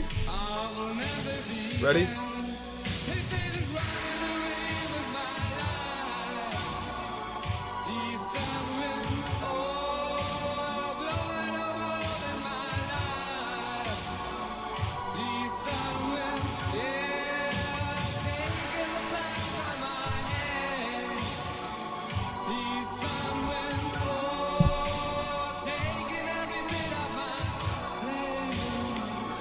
Eastern Wind. Damn, that's such a good song. How is that unidentified? Sorry. Also, Wang confirmed to have been working on an update for Fawn, but mentioned he'll wait until Eddie provides the song. Yo, let's go! Which probably won't happen then. Unless Eddie is actually, you know, being legit and he is actually going to confirm that he made or produced the song. Which would be cool because then, you know, the mystery's mostly solved then. Before he drops the video. Yeah, fair enough. So he oh, yeah. Cool. He should then, like, so he obviously knows if everyone knows that then. I'm curious if he's ever going to make a video about everyone knows that. Probably not because, you know, like right now we're at a standstill. I mean, he could make a video about everyone knows that. Although I feel like a lot of people who watch him already know of the song because it's now getting really popular with like lost media channels in general now, like Shy Valley. There's a few other ones who talked about the song. So, lag? I'm not lagging. I haven't dropped any frames. Chat, one in chat if you're lagging. The audio is cutting out. Probably because I broke my microphone because I'm really loud. And I think my neighbor above me got convicted. I have not heard one bump since I got back from Japan, and I feel like by now they would have texted me if I was being too loud. Real quick, do you remember Central Music? Yeah. What about it? The voices sound pretty similar to Poor Christmas. A little. I think Eddie is stalling for whatever reason. It genuinely seems like he comes up with new excuses with every message to delay releasing this song. Not one. Hey, yo, shout out to Jacob for slaving away for the man, dude. Look at this guy. He's at work messaging in my chat right now, dude. I'm over here streaming, Bing chilling, and you're over there working for the white-collared man, bro. Give it up for Jacob. Yeah, shout out to you, bro. You're going to be there till you're 80. I'm not going to live to that 80 because I'm going to be partying until I'm like 40, die at 42, and then that's the life I've lived, all right? You're going to be stuck there. Now, not at work, Chief? False. Absolute cap, bro. I'm calling you on Discord right now, then. I'm calling you on Discord, and there's not a fucking thing you can do about it, all right? Hold up. We're gonna bully this kid real quick. Where is this worthless person? Where is he? He wants to talk all this schwick, huh? All right, bet. Gotta come in swinging. Where the fuck is he? Yeah, that's right. I'm gonna call you, bro. You're gonna get absolutely sleamed. Where the fuck is this dude on Discord? I forget what his name is. Is this him? No. Yeah, this is him, right? No. Hold up. Where the fuck are the boys at? Oh, I gotta go to... Here we go. Oh, yeah, it is him. Hold up. View profile. Hold up, bro. You're getting called and called out. Tomorrow you're calling... I don't care. Ready? Watch this.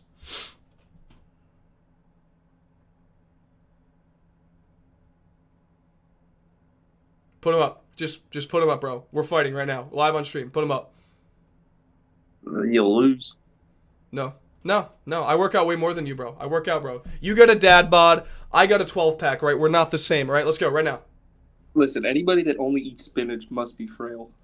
Dude, I eat spinach and chicken, all right, bro? I am absolutely ripped. Dude, look at these muscles, dude. Look at my stream right now. I am showing off the guns. You know what sunk the Titanic? Not an iceberg. Me, bro. I'm cold as fuck, all right? You're gonna get dropped. We're gonna box, and you're gonna get dropped. We'll see how good your diet continues when we pass a Taco Bell. I did have pizza the other night, though. What are you doing? I'm at the house. Oh, yeah? You're working from home? No, I can't work from home. Could you imagine, like, just, you do security? What would I do? I don't know, you just watch cameras from your phone at home? I guess. And just be like, call up the station, hey, yo, we got a shooting. I don't know. I hope I'm not there when there's a shooting. Wait, you're armed, you can kill him, right? Not yet. Oh, damn. Well, I just wanted to call you and start shit, but, yeah. How are you? Good. How are you? Doing wonderful. Yeah, I'm back from Is Japan. this your first stream back from Japan? Yeah, it is. I'm back from the pan, and yeah, it was great. I was showing the chat earlier my my trip, so it was a lot of fun. But yeah, I don't know. I figured anytime you message in my chat, I figure you're at work. That's just usually how it's been. Yeah. No, I don't work until 12. Who just said he thinks he's Popeye? All right, I'm gonna go queso. Hey, ban anyone who calls me Popeye. Why are you getting called? Oh, because Spanish. Yeah, facts. Who is bro calling? I'm calling Mr. President. Mr. President, can you define the nation in one word?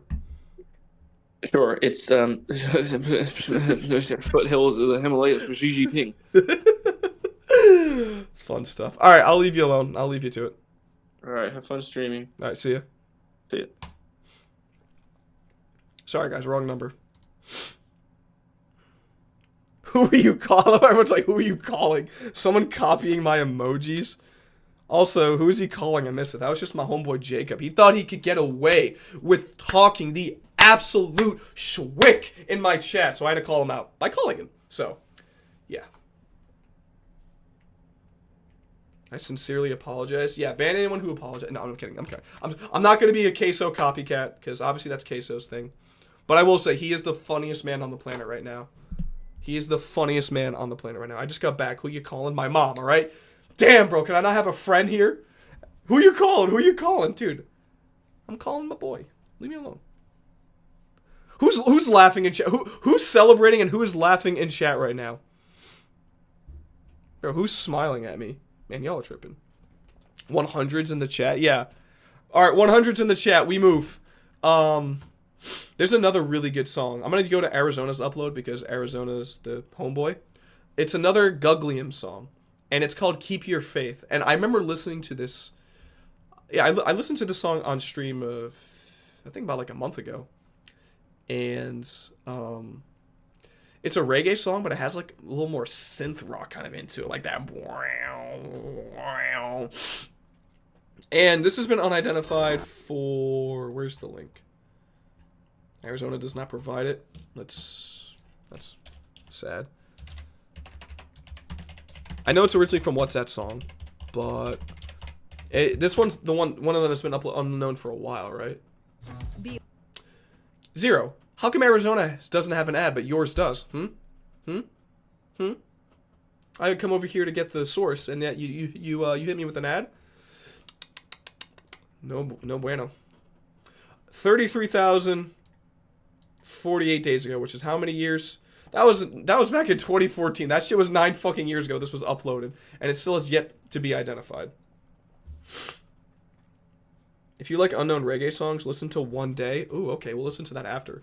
But I just want to play this song again real quick, just because I love like the guys kind of like the kind of raw, kind of like I guess unkept vocals, which is kind of like my dear people, I know that your born life is very slow. But it's a really good song. Ready?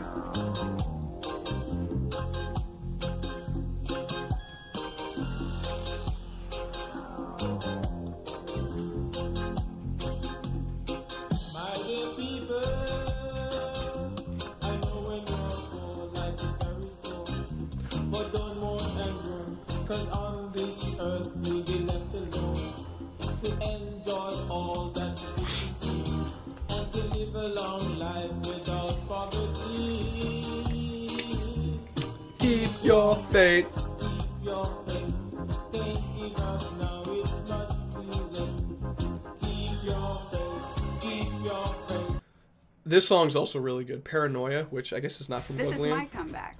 Who's this? Start yours at purdueglobal.edu. Some guy named Fantastic, which is a little over a year ago, he posted this one.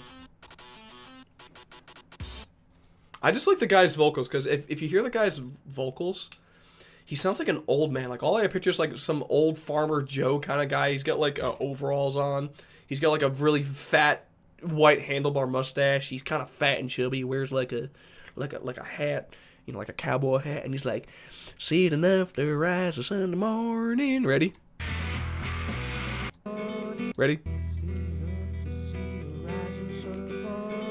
Like, hold up.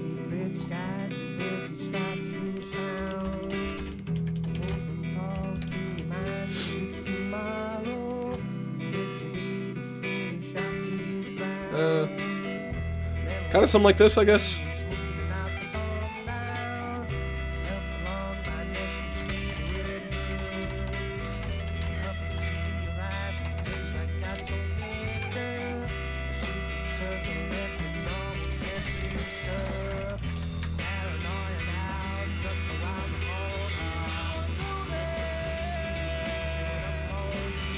Just picture this guy singing.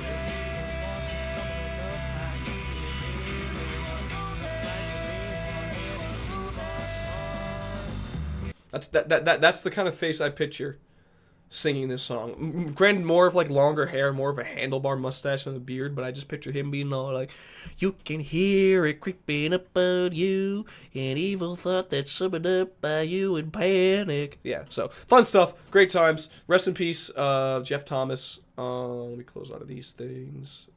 Yeah. More Lost Wave stuff. So, oh yeah, I wanted to look up One Day, Unknown Song, because that's another reggae song. Unknown SpongeBob. Here we go.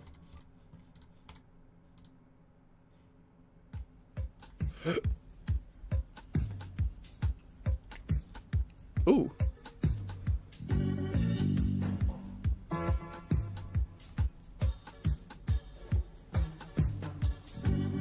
Ooh, hold on a minute. Ooh, sent a shiver up my little feminine spine. What the hell was that? Like the do. It's like not. It's I like those organs. That do. Okay, hold. Let's run that back. Hold on.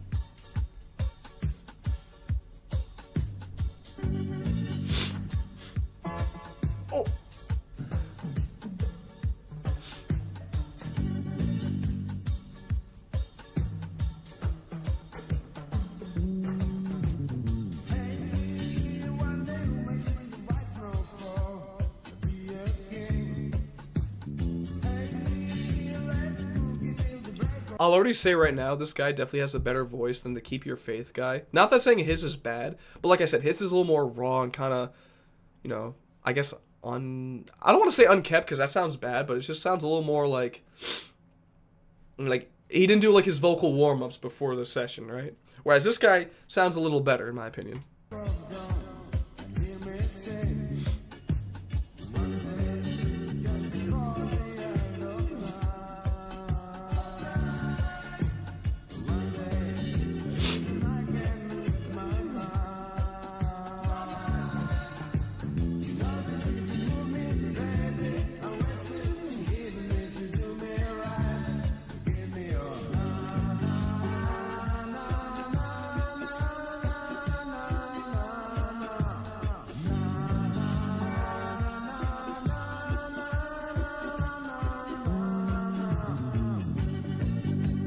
This whole, what does it say?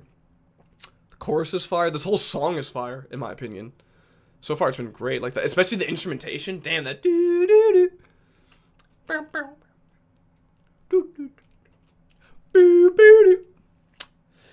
People say the singer's trying to imitate a Jamaican, and I completely agree. Is he? Also, you can hear vinyl cracking in the beginning. Okay, so this is from vinyl then. So this is from an album. Oh, here are the lyrics. I didn't even see that. So it's not a random demo. Okay, so this was on like an actual LP then. Okay. So then I would see, back in the day, I would have said that means this is probably on Discogs then, but I found out a couple months back that Discog is actually pretty abhorrent with keeping obscured media, especially albums, on there, because a lot of times it's not on there. So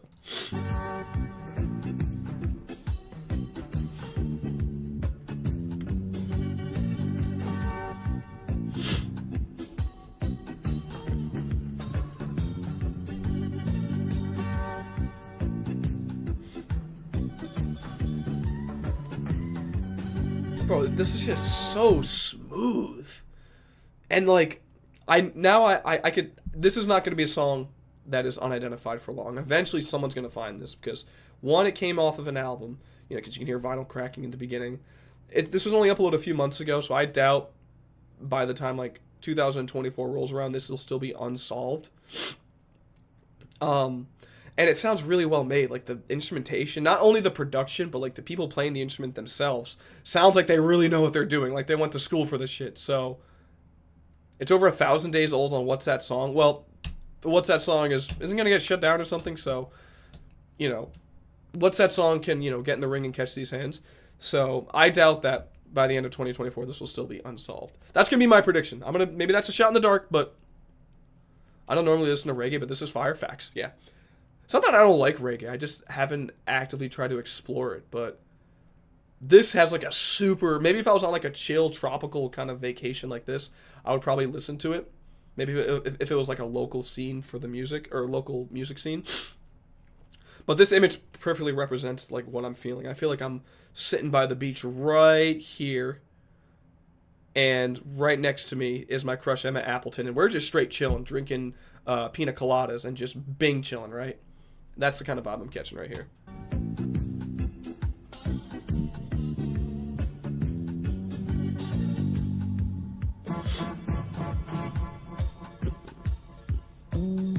As well, Hear Me Not does it also kind of have like a big city vibe because of like the synths that dun dun dun dun. The hell was that? I saw like a white thing like move across my curtain. I don't know if it was like a little like feather or I don't know, but like the synths like that dun dun dun dun kind of has like a big city vibe too almost.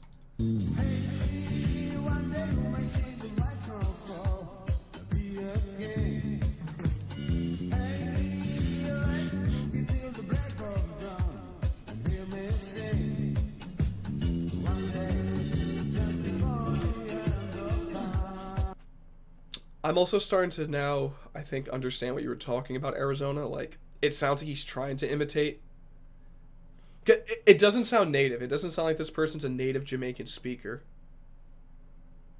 I see what you mean now. I see what you mean. Yeah, fascinating. Hold up, I gotta blow my nose again, actually.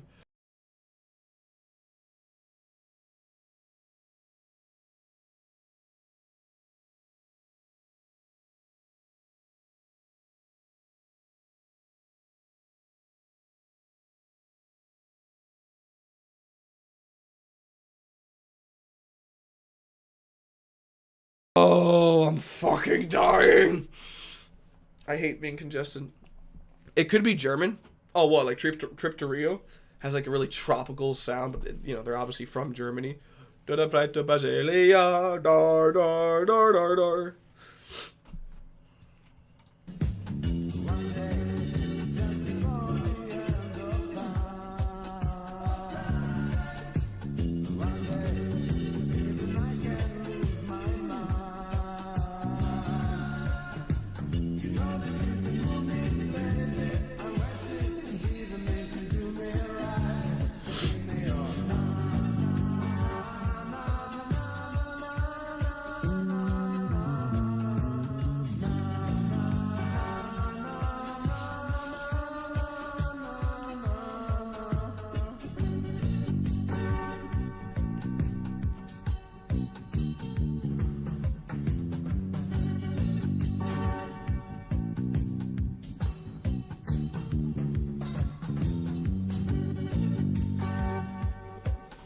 So good. Like, isn't that? But I also start to question then songs like this and songs like Trip to Rio, who are probably made by bands who are trying to imitate a certain sound. Like, for example, Trip to Rio is trying to imitate a tropical, I guess kind of like a Caribbean sound. Caribbean, right? From a most likely a German band. And then same thing with this band. Maybe they could be German. They could be from they could be a bunch of white dudes trying to, you know, imitate a Jamaican sounding song. So then I wonder, because this is obviously from a vinyl. You heard the vinyl cracking at the beginning. This is from an album. I'm wondering, does the rest of this band's discography sound like this? Or were they kind of like an alternative band that like to do different kind of flavors and sounds? Like, are they like more of a rock band, but then they had like that one kind of like chill reggae sounding song and this was it? Or does the whole album sound like this, where it's just like white dudes who are really into reggae, you know? Can I send you a Lost Wave to react to at the end? Sure. There's also a flute in the end. Oh, we haven't gotten to that part yet, have we?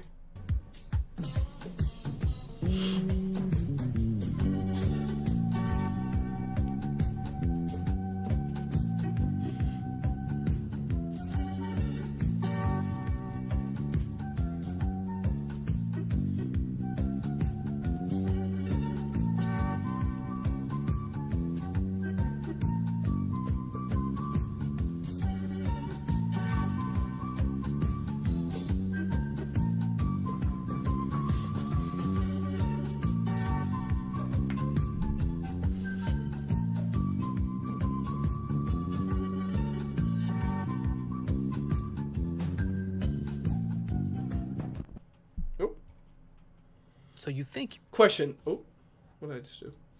Question. You hear that little like at the end? Is that what it sounds like to take the needle off the vinyl? Not gonna lie, I love the flute. Yeah, it was actually pretty good. That was a nice little touch to end the song, you know? You should also listen to I'm Not the One to Rescue, even if it's pretty low quality. Oh, okay. What's it called? I'm Not the Only One. Oh, I'm Not the One to Rescue.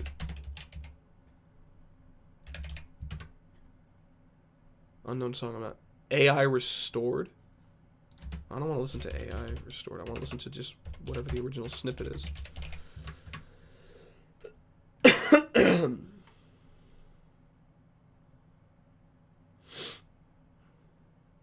Fuck it. Oh, it's my original source here. Likely from the mid-2000s. Alright. Here's... How long ago was this posted? 128 days ago. Okay. Let's hear what we're listening to.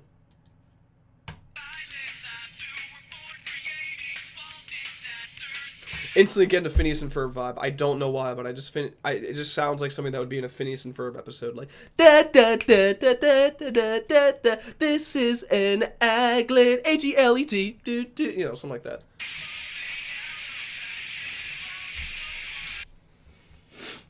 My bad. I didn't realize we were dipping our phones in water when recording things. That just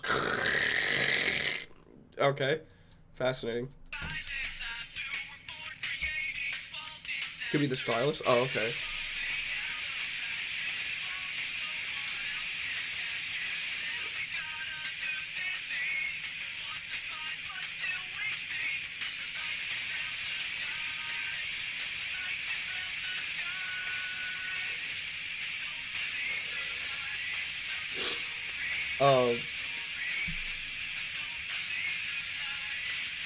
It sounds like the song would be better quality if if the phone wasn't drowning. That's the best way I can describe the sound.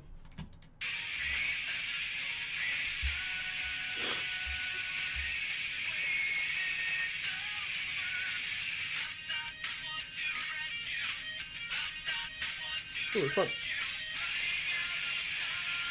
That sounded kind of cool.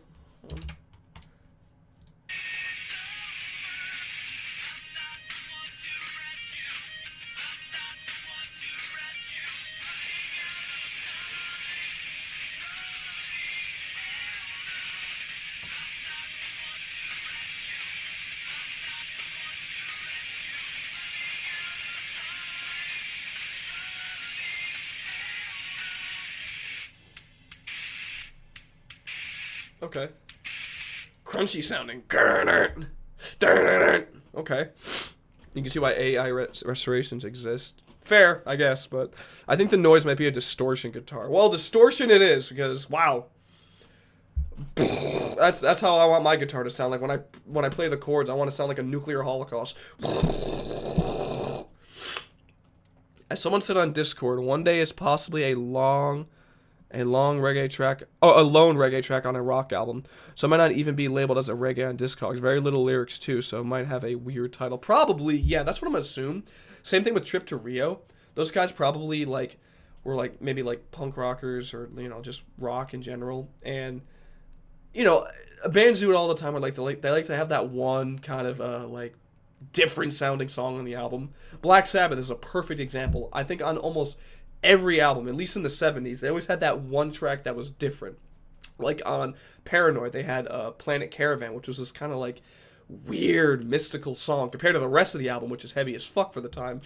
Master of Reality had you had a few acoustic pieces, but I guess not. Changes on Volume 4 is this really soft kind of ballady, I'm going through changes, which I'm not crazy about the song. So that's an example. So something like the One Day guys, they were probably just trying to attempt a reggae song, and yeah. So it's probably from a rock album, like you said. I can subscribe to that theory that it's a lone reggae song on a rock or a different sounding album to reggae. The song sounds like it was coming from a $1 earbuds at max volume. Oh, you mean the ones that would burn out in like 2 days? Like you buy them at the Dollar Tree. By the time you walk home, they're already dead. By the way, this is a magnetic tape recording from my dad, who is a private vinyl collector. Comment on Barty's upload ever ruled out. Wait, what? This is a magnetic tape recording from my dad, who was a private vinyl collector. Comment, wait, for whose upload? For this song or for another song? Yeah. I'll let someone in the chat answer, because I think I'm missing context for that one.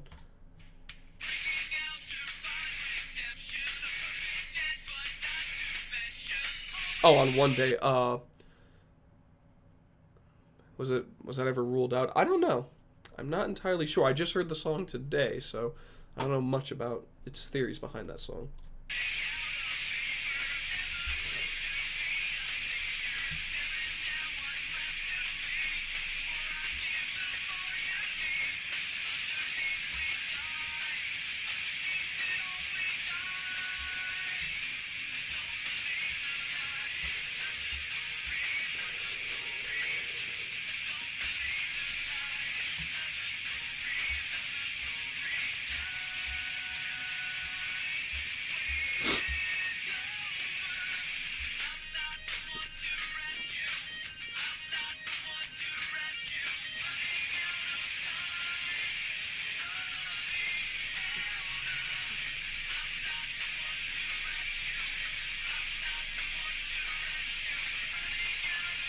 The chorus is catchy as hell. Still has a Phineas and Ferb vibe to it, in my opinion, but chorus is catchy as hell.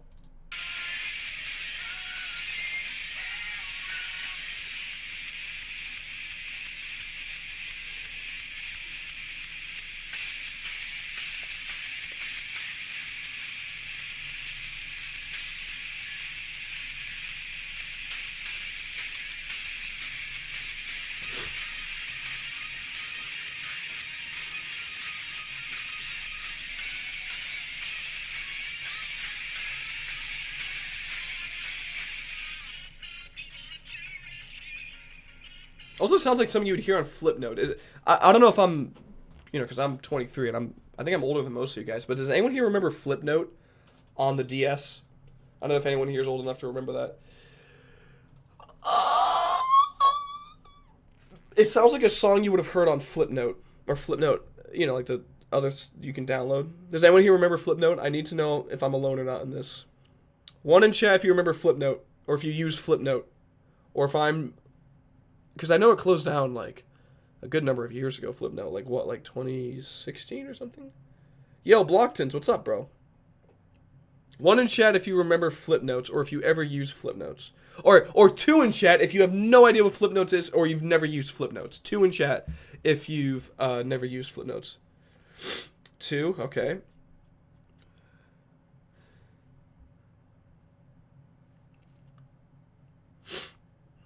Alright, I guess I'm speaking another language because only one person answered my question. Two, but I've heard of it. Alright, you're all getting banned. No, I'm kidding. Queso got me saying that now. I just love saying that. Like, even to my friends, I'll be like, yeah, you're banned, buddy. One, I never used it, but my friends did. Dude, Flipnote was so fun. I used to love that. When I found out you could create little animations on my DS, this little stupid thing I used to play my Call of Duties on, it was raps, dude. I used to make, like... I made a few of them. Maybe I'll show them sometime. If I can, like, find a way to connect my DS to my computer, I can show off my Flipnotes that I used to make back in, like, 2011. When I was, like, 10 years old. Oh, that'd be cool. But yeah, this song sounds like something, just maybe it's because of the bad quality, sounds like something I would have heard on, like, a Flipnote that, like, someone was making for, like, an AMV or something. Because it has that early 2000s vibe from, like, maybe, like, 07. Pretty catchy. Oh, I forgot to rank them. This song I would give, like, a 7.4. One Day, easily, like, an 8.3. That was a really good song. Catchy as all hell and just super chill. Definitely listening to that again. Like, it's gonna be one of those songs I know I'm gonna go back to and listen to again. Because I'll be honest, sometimes, even though I like a song that you guys send me that's unknown or not, I'll like it, but sometimes I just, won't feel like going back to listening to it for a while. Unless I just forget about it or remember it, you know? Wait, we're ranking songs? No, I just not rank, I like grade them or like I give them a score just on how much I liked them. There's a digitalization from my magnetic tape recording from the 80s. This one is going on the list of songs I'm going to make a cover of. Do it, bro. And when you do, send it to me because I will listen to it. It's what Flipnote's animations back in 2013. Dude, Flipnote was so cool. I've heard of it. When are you going to do the interview with Terry? Since the album release. Oh, you're talking about with Chemistry Set? Yeah, he said that, you know, they would probably be down. He had to ask, what's the female's name in Chemistry Set? I forget her name. I gotta find it.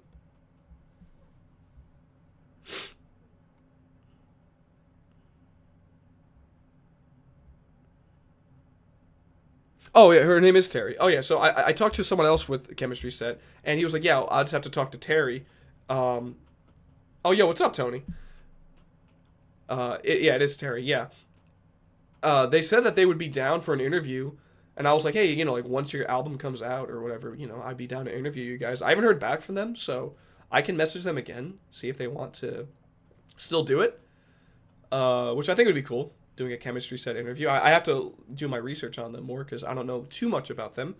But again, the offer is still open if they want to still do the interview, by all means.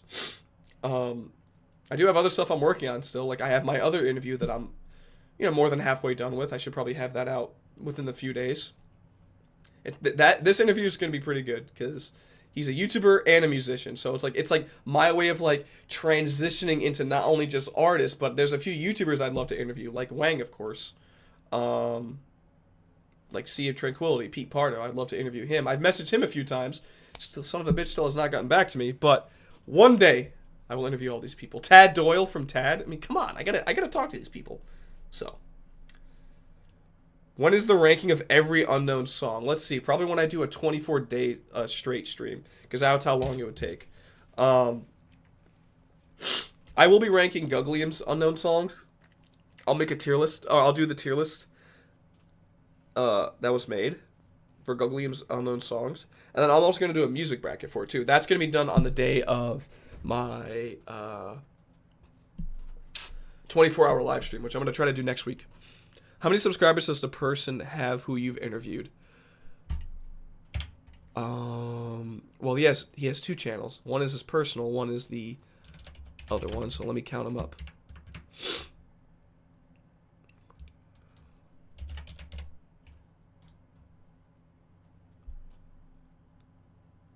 About 170,000 in total. 170,000 subscribers. Yeah. So, my biggest interview yet, I guess you could say, numbers-wise. But yeah, that's including his personal channel and the other channel, which I don't want to say because it would probably give it away. So, I'm excited for that to come out. He was super cool to talk to. Super nice guy. Really informative, and it was an honor to talk to him. Because he's someone who I actually wanted to talk to for a while. So, if you can guess who it is, maybe I'll tell you if you're right, maybe I won't. You'll never know.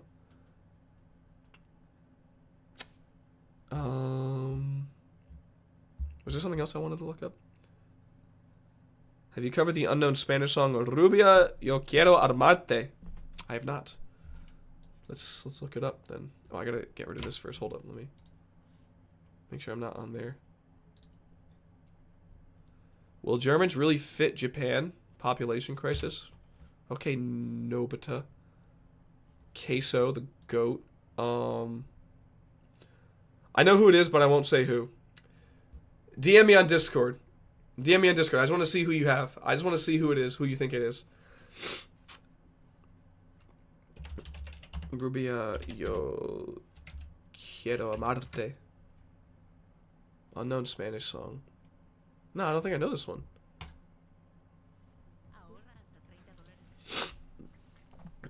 Because if you do know who it is, Cherry, and if you DM me on Discord, I will confirm for you if you're right. But I'm not going to say who's still, and I want you to keep it a secret as well. So let me pull up Discord. I want to see if you. Okay. Yeah. Yep. That's totally who it is. Yep. Wait, that's. Wait, yeah, you're Tambourine, right? Yeah, you're getting banned, buddy. Yeah, you're banned. Bro said PewDiePie. Yes, it is PewDiePie. Yes, bingo. It is exactly PewDiePie. Damn, I thought you had an actual guess for a second, bro. So that means you don't know who it is then. Ooh, okay. This is gonna be fun then, because I think you guys are actually gonna be surprised. Don't say. No, the secret's already out, everyone. I am officially interviewing PewDiePie. I'm gonna say, why didn't you have a baby with me instead of Marcia? You know, asking the real questions. So it's gonna be a very interesting interview. You guys are gonna love it. It's gonna be coming out on Tuesday, and we are very excited for you to watch it. So be on the lookout for that. That's actually the reason why I went to Japan. I actually traveled to PewDiePie's house, and I interviewed him in his humble abode. I got to hold the baby, I got to throw the baby, and yeah. Jack Films interview, yeah. I'm like, all right, so why is it bad that when SS Sniper Wolf doxes you, but when I do it, it's not bad? And then he's gonna be all like, what? And then I'm gonna like knock on his door, and he's gonna see me there as well. Speaking. Yes. All right, let me listen to this unknown Spanish song, which is called Rubia Yo Quiero Amarte. Originally uploaded by Siplanite on August 7, 2009. Let's go to the original upload. Yeah, wow, this is from 2009. Damn. Okay, well, let's listen to it. Unknown song, unknown Spanish song. Does he say where he got it from? Translate to English, please. Thank you.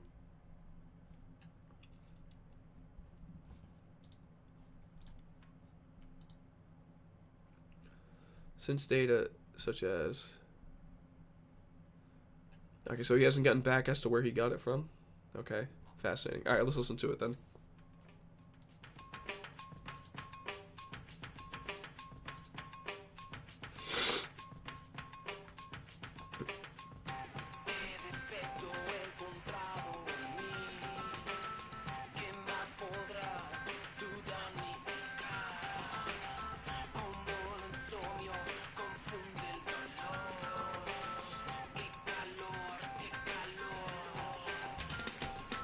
What the hell is this? I'm sorry, I just noticed this. I think YouTube does this sometimes. Look at this.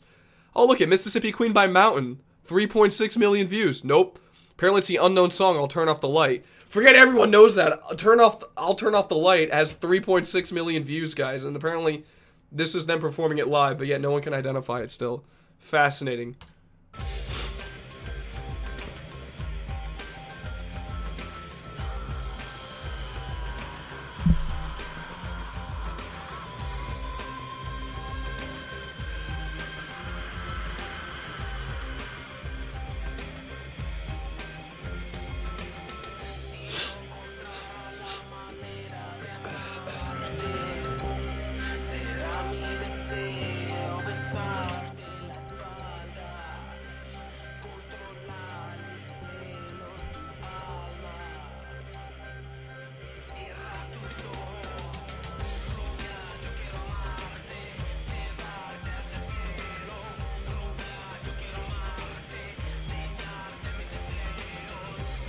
What would this be classified as? Like electronica, electric rock, dance rock? Because it has like a kind of a rock element to it.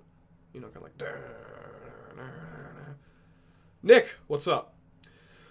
The original uploader of the song basically just uploaded the song and disappeared. 1 minute of silence at the end for some reason. This is one funk and new wave song recorded in the late 80s with the PHN of Send Me to Valhalla. Would you care to listen? Sure, if I knew what PHN of Send Me to Valhalla meant. Sure, send it. DM it to me. Send it my way. I caught that.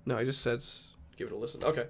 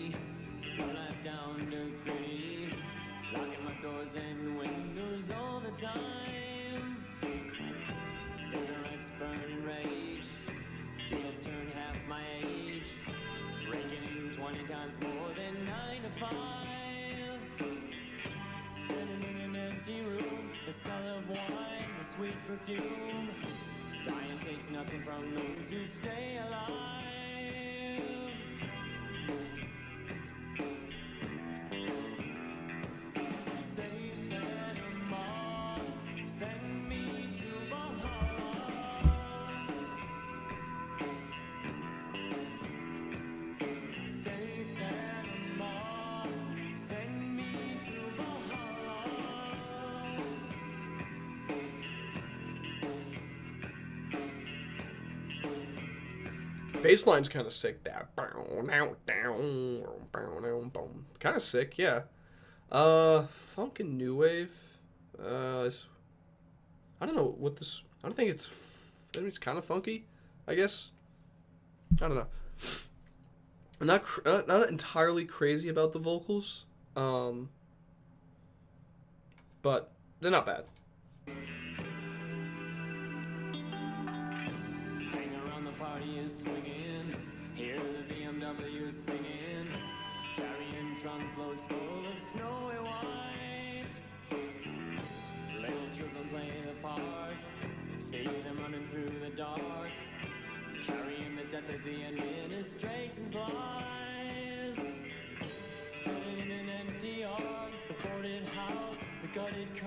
It would be better if there was a guitar solo. Well, I mean, we're only a minute and a half in. Maybe there will be one coming up soon. Oh, there is. Okay. Mr. Egg is the president of this song's fan club, apparently. He knows everything about it.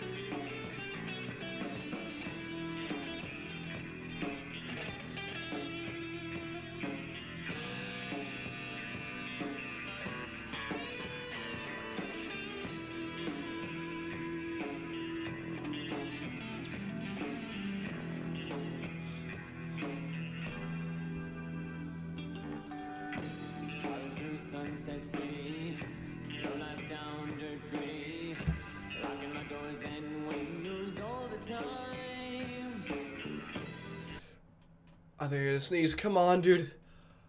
Nope, it's gone now. That one didn't even try to come out. I know nothing. I've been in the Lost Swift community for 2 weeks. Well, welcome, first off. Enjoy your stay. Hope it's been fun so far. We've covered on this channel that sometimes the Lost Wave community can be a little eccentric, and people tend to make up things for no reason and call things AI for no reason. But other than that, hopefully you have a good time. Local rock show is not a good sign. Well, at least we know the artist is from Raleigh. Well, then that's the thing though. Like, unless he wrote it down on like the cassette he recorded this off of, maybe this isn't from a local rock show. Maybe he's like misremembering, and maybe this is actually just from like a regular Raleigh radio station that could have been playing from stuff from anywhere around the world. So, because I imagine Raleigh's not terribly a big city. Raleigh Oh, what the P? Who the hell's P. Robinson? Yeah, 470,000 people, which it's still a relatively big city. I mean, bigger than any town or city in Rhode Island, of course, but that's not a major metropolis, something like New York City or LA or Tokyo, for example. So I feel like there's still some sense of community and familiarity in this city, you know? So, like, no one... Well, I mean, I imagine this guy... Wait, this isn't even the right... Here. I imagine this guy, since this song's been recorded, has probably asked around a lot in Raleigh to see if anyone knows of this song. That's what I imagine he did before uploading it to the internet. He probably was, like, checking with his friends or friends of friends, like, hey, or maybe people at, like, local stations, like, hey, by any chance, you know who made this song? And no one's been able to get back to him with anything. That, or the band is from Raleigh, and they were just really, really obscure. And they were like a first person where they were playing on radio one time, and that was it.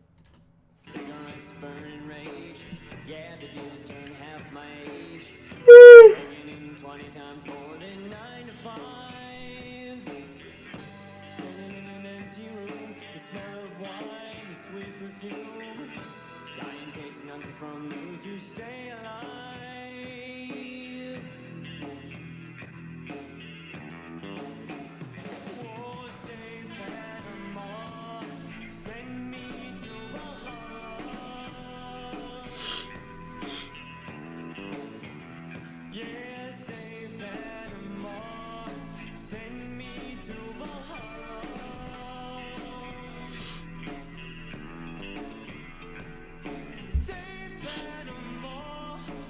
It's a good song, but doesn't really go anywhere. Yeah, that's a good way to put it. Yeah, it sounds like it kind of drags a little. I feel like this song could have been a little shorter, maybe like 3.5 minutes instead of 4.5.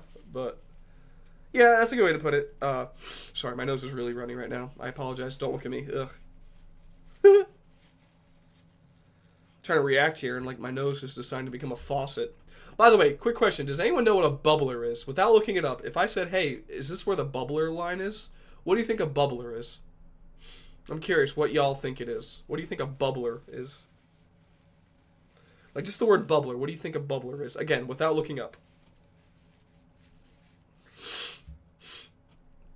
I'm just curious to see what y'all think it is. I wait for your answers real quick. Office water fountain thing. Well, not just an office, but yes, a water fountain. So, I don't know why we call it that, but here in Rhode Island, we call water fountains bubblers. Which, fair enough, but I'm going to make an argument of that. Why are you calling them a water fountain? If I look up a fountain, this is what comes up. Fountain. Look at that. That's a fountain right there.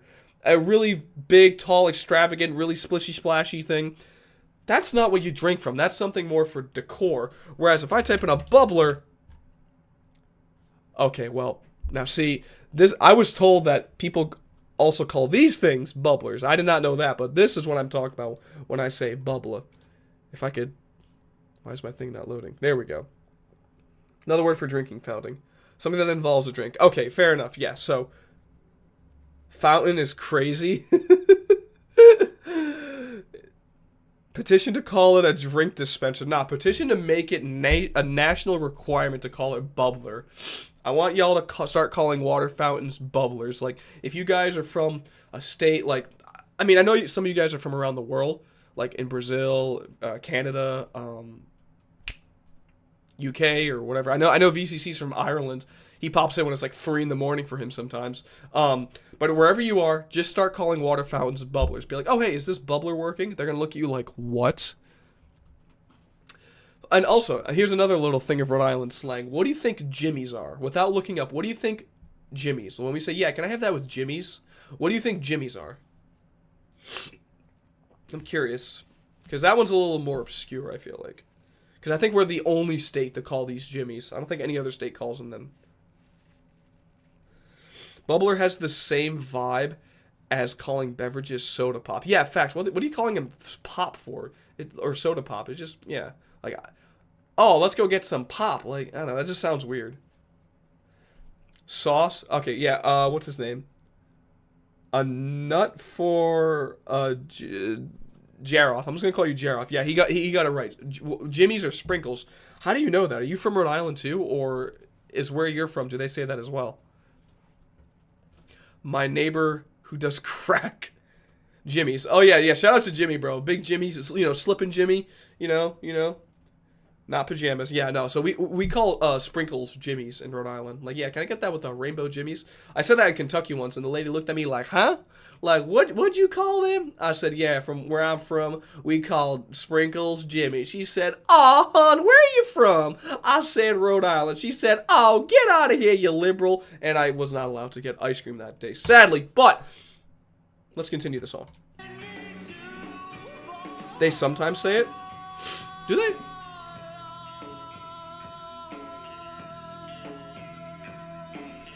I think, like, Minnesota also calls water fountain bubblers. I think. Petition for Rhode Island slang to be law. Yes.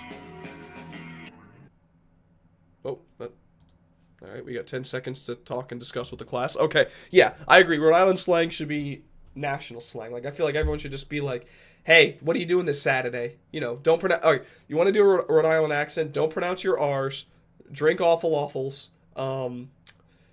eat hot wieners, pizza, Italian food, call water fountains bubblers, call sprinkles Jimmy's. What other slang do we have? I feel like there's a word we call pizza.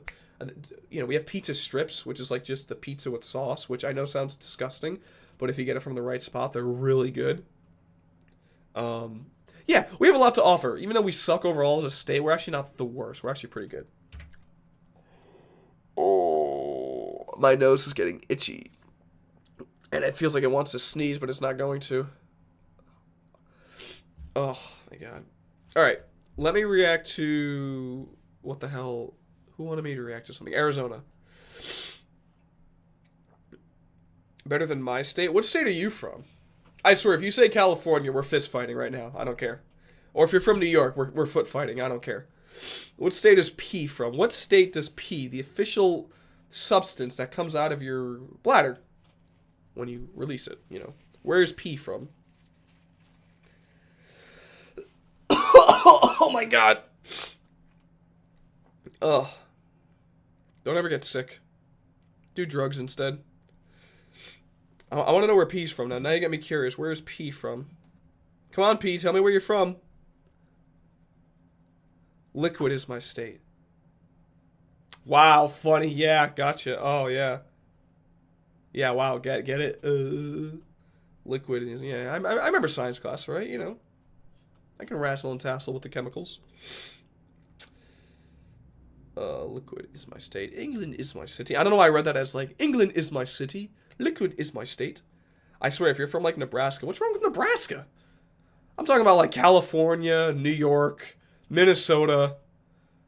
Which, you know, Ohio jokes are old, so I'm not even going to say Ohio, but I want to know who the fuck is from Minnesota. No, I want to know who the fuck is from Michigan and Wisconsin, because those motherfuckers, I think, have anger issues. Let me explain why. When I used to work at Fidelity as in the call center, anytime I would get a call from fucking, from someone from Wisconsin or Michigan, if it was like a middle-aged white dude in his 50s, they were assholes. For no reason. I was like, what the fuck? What are you being an asshole for? Like, where's my money? Sir, you need to wait 2 to 3 business days before I can process into your account. I don't care. I'm stuck in a gas station because to you. Well, sir, that's not our problem. Yes, it is. And he hangs up on me. Like, wow. Max, how do you not know where P is from? I'm sorry, bro. I didn't graduate college.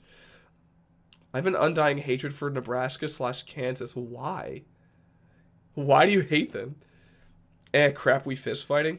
Oh, are you from California then? Is that what you're saying? You're from California?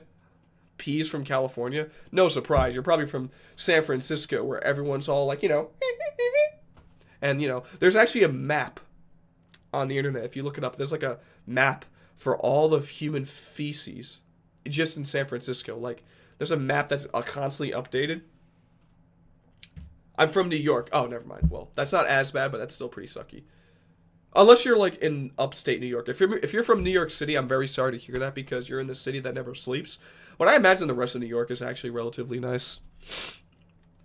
Even though it's expensive as hell. Like, I would never live in, like, New York, Massachusetts, California. Not even for political reasons. I could care less if they were liberal states, because I live in a liberal state, but it's just way too expensive, the housing. Kentucky, where my good friend Jacob, who I just called earlier, is from, housing there is actually really good. So, yeah.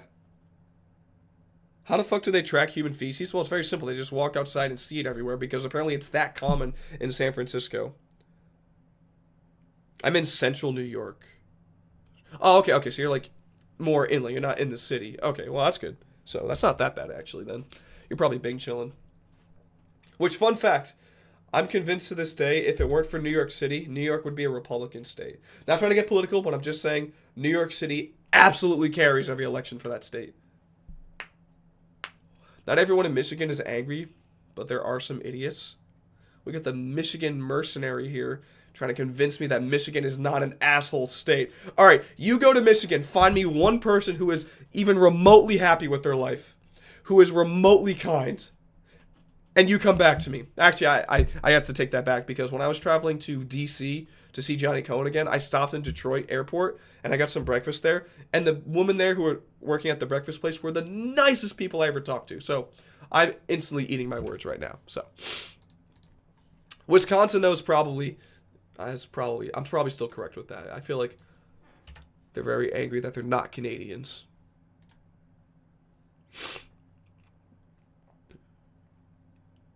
Max, all right, here we go.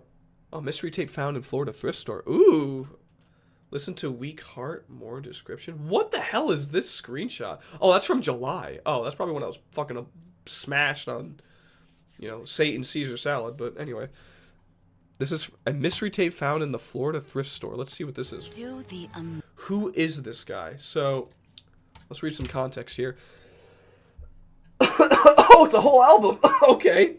I'm not listening to the whole thing. I'll listen to the first, 2 or 3 songs. Sure, but let's see here. This is a music demo cassette I found in a box of tapes I bought at a thrift store in Eustis, Florida in January of 2018.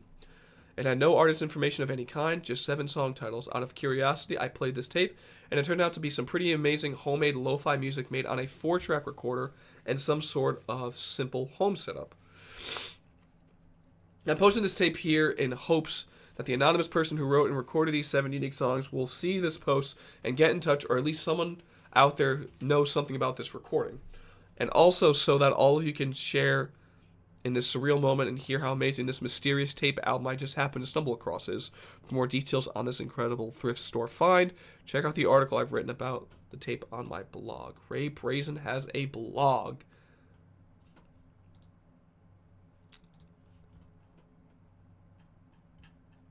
Yeah, I'm not reading all that. I'm just going to listen to the first few songs. But, yeah, exactly. The Florida tapes. Amazing. Help save lives. Let's see what we're working with. At CSL Plasma. Got another Cole Torrey situation here. Let's go. Saw your sharpness, listening in little eyes,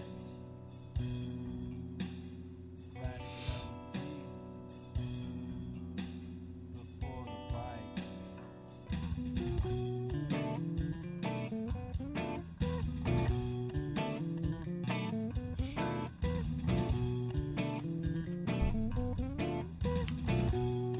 So, homemade, yes. Lo-fi, yes. Amazing? Might need to stop the brakes here for a second. Hold up. Just saying, the vocals are a little off-putting, and, but listen, I'm being too pessimistic. Let's continue listening.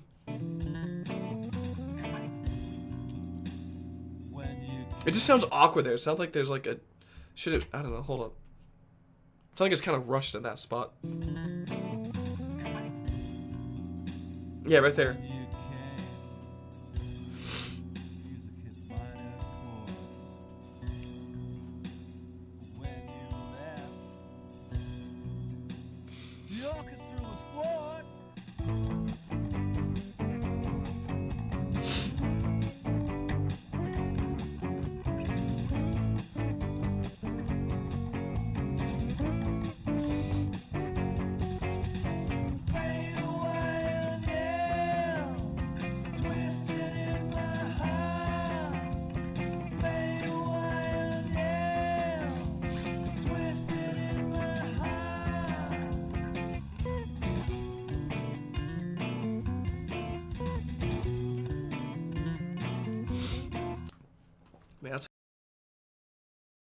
All this music is really making my nose run. Give me 1 second.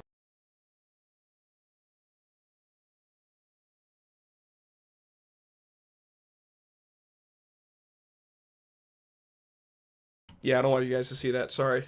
It's just my nose is really runny. Okay. So definitely like an alternative rock kind of vibe to it so far.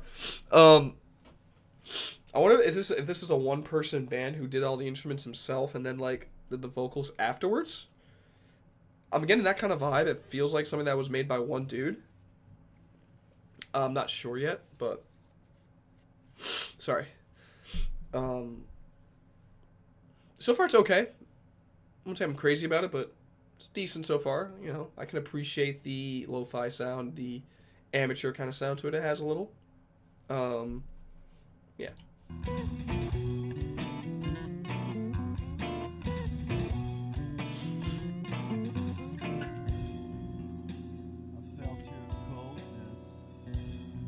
I mean, it's moody as hell.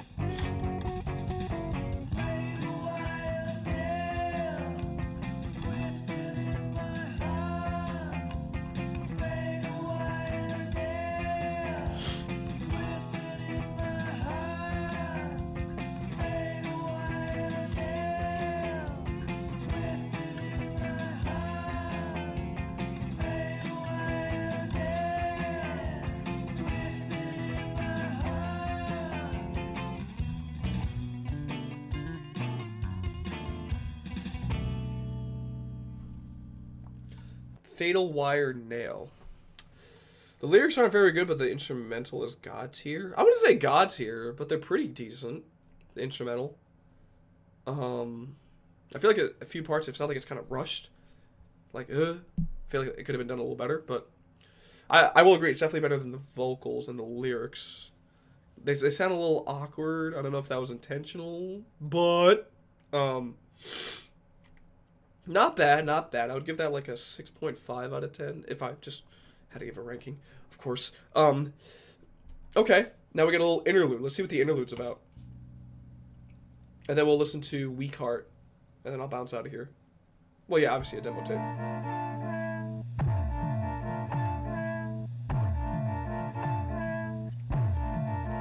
Sounds like a video game.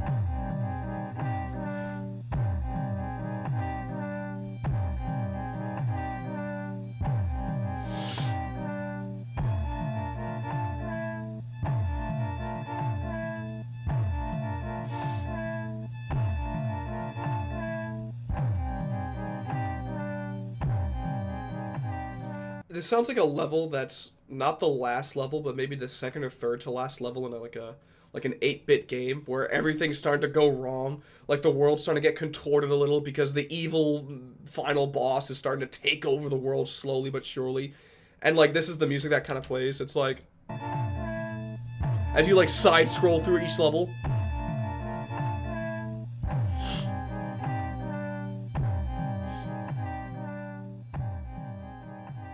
I honestly like that more than the first song already. Like a 7 out of 10 right there.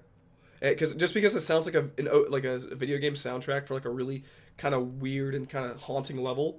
So interlude sounds like a discount liminal synth. Damn, get fucking roasted, dude. Bro got called the Dollar Tree brand. Sounds like a dramatic ending music to a game. Yeah, exactly. Like something that like not Legend of Zelda, but something kind of like a Legend of Zelda where it's like, you know, it's not the final boss music, but it's like the level before the final boss, like where you know shit's going down and like things are getting bad and like everything's going fucky wonky and you're like, oh, and this music plays. But yeah. Anyways, last song that I'm gonna be listening to for tonight, Weak Heart, which if you do, you should probably get surgery. So let's listen. Are there any songs you'd rate below 5? Like unknown songs or songs that I've listened to just in general on this channel. I'll start with unknown songs.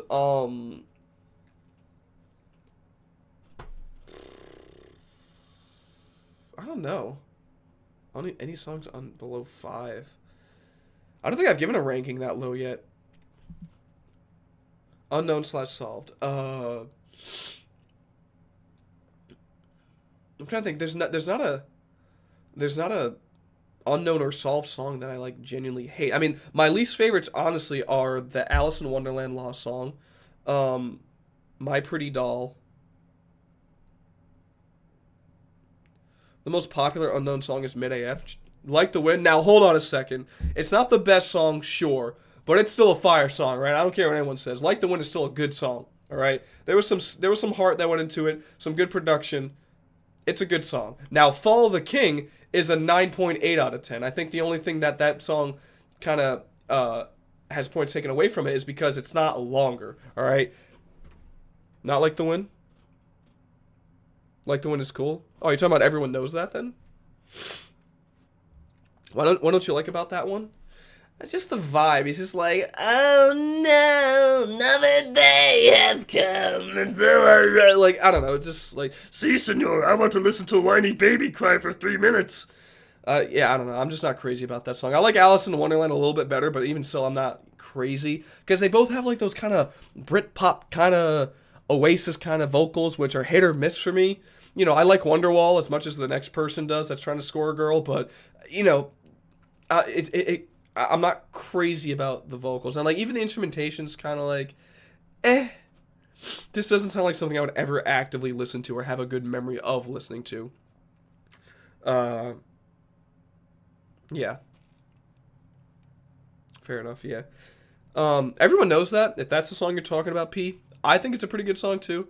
Has, like, that kind of catchy 80s kind of vibe. But, P, since you're new to this community, if you have not listened to The Fall of the King, the unknown metal song, I don't know if you're into metal, please give that song a listen. Please, please, I promise you will not be disappointed. All right? The production is good. The guy can actually sing. There's a phenomenal guitar solo. That guy's all like, he goes Van Halen on that shit. It's really good. I think everyone knows that's the most generic unknown song, but it's catchy. Yeah, but that's why it's fun, because it's catchy. You should check out This Is the End if you haven't already. It's one of those songs I was obsessed with for a week. Okay, the first thing that comes up is the song The End by The Doors. Obviously, it's not that. That's the first thing I thought of when I read This Is the End, beautiful friend. What's the name? I'm going to save this. I'm just going to play it for you real quick. I'm going to play the first 20 seconds, or like the first chorus, and you can listen to the rest of the song on your own. All right, ready? Ready for this shit, bro? Ready? Boom.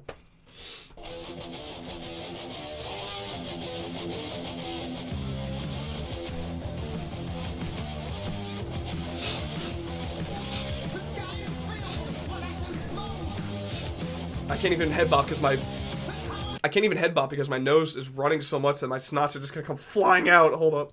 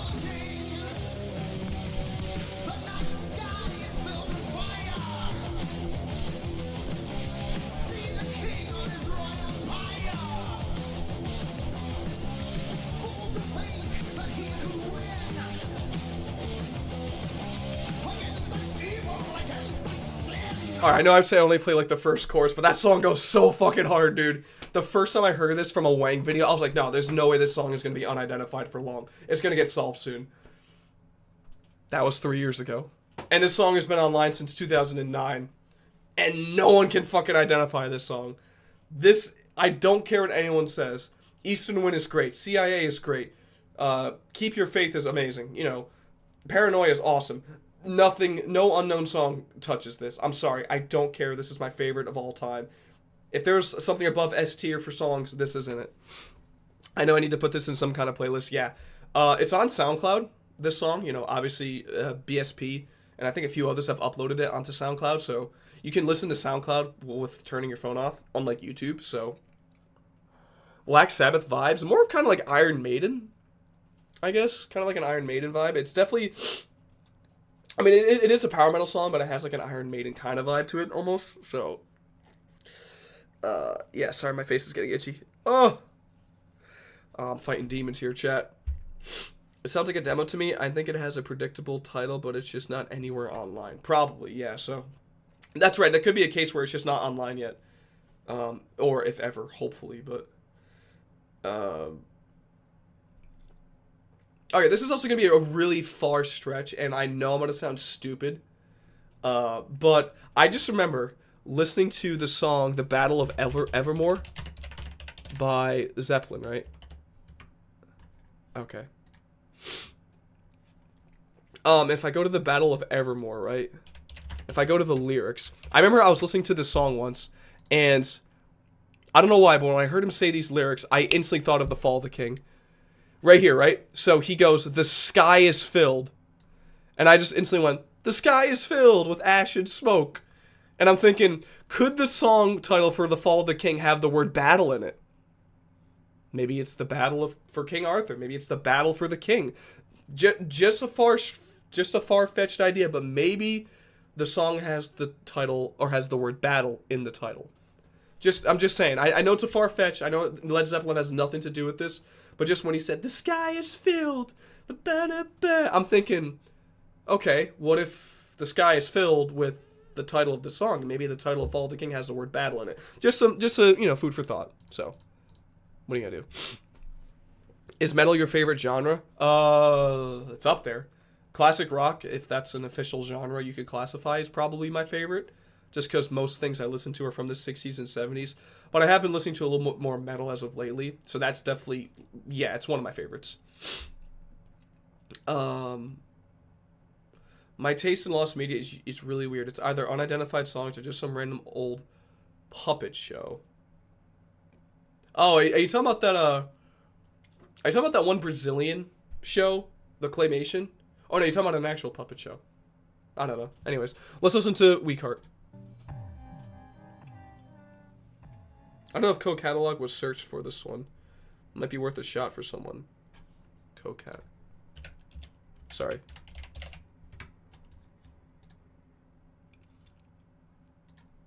The Fall of the King. I have no idea how the fuck to use this. I think this website was made before I was born. 1978. This looks like this was made in 1878. Name? Begin search. The Fall of the King. What about the Fallen King?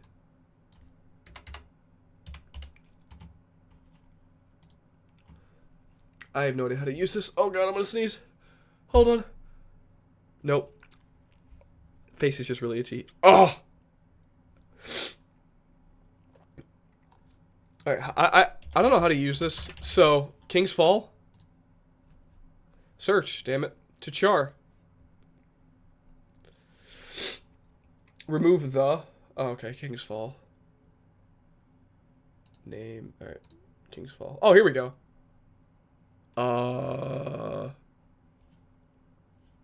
This was from 1990. Oh, what the hell? This is from... Oh, this is the Bernard E. Cavados thing. Okay. What about one that was done, like, way later? Like, what about this one from 2008, King's Fall? No, it was made in 2008. Okay. Now, because this one was made in 87, but it wasn't registered until 1990. I'm just gonna... King's Falling. Let me try... Battle for the King. Nothing, huh? No search results. Battle for King. Battle for King. Nope, nothing. Okay, I'm starting to get a better understanding. This is where I found the one Wings track. Oh, this is the website I was talking about. Co-catalog. I was like, earlier, I was like, what was the website used for that one thing? Because, like, can you look up lyrics in this? In my dream. This is the website I was talking about. Hold up. In my dream, you're lying on the floor. Cannibals devour my head. Let's see if that comes up anything. Nope, nothing. You're searching by name, you Dunny? Yeah, you're banned. Yeah, okay, so nothing came up there. Cannibals. What if I just look up cannibals? Devour my head. Try search. Maybe keyword.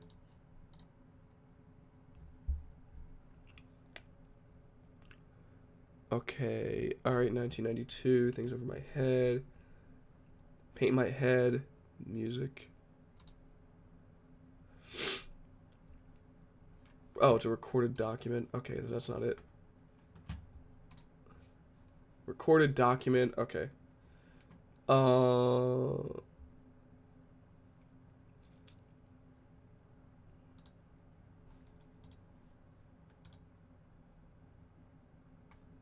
Okay.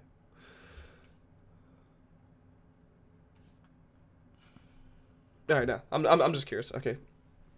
All of Mark Trails and Central Music songs got to be on the internet 100%. Probably, yeah. Oh, there's more. Oh, that's just page one of. That's just one of 9,900. My bad. I didn't see that part. Holy shit. Okay. Well, I'm not gonna go through all this right now. At least. Does this show lyrics too, or are these just like titles? If I go like all the way to the end. Oh, no, that's way too early. Nah. Oh, okay, so it goes from like dates. I gotcha. Some of Gugleam's as well. Yeah, probably. Yeah. I mean, someone's gonna have to one day take the time to look through all these and see if it's on there, which may all be for nothing, or you might find something. So we're not gonna do that right now. We're not gonna waste that time doing that for now. So let's listen to Weak Heart.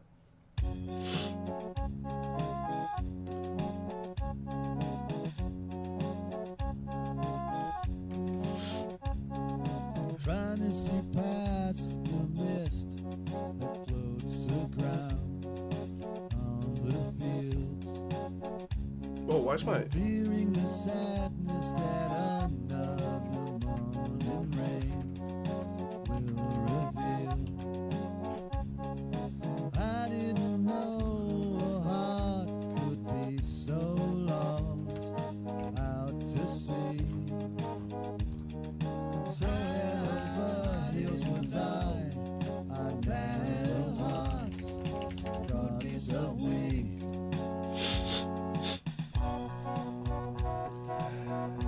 Give me circus vibes.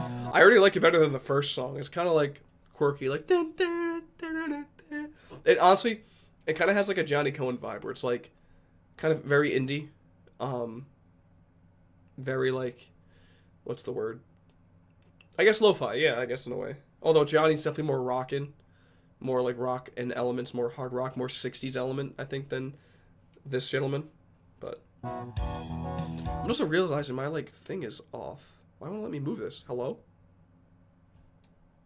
Okay. Okay. Fascinating. Alright, well, I guess that's just gonna have to be uneven then. Fuck. That's gonna bother me now, though. Whatever.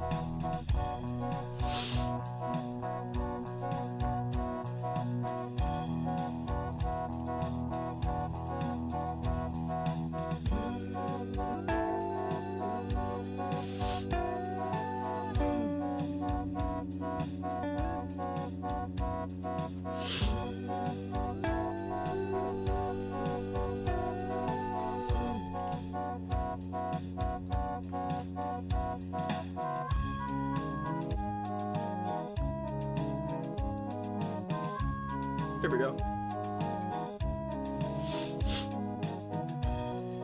I didn't know that a heart could be so lost.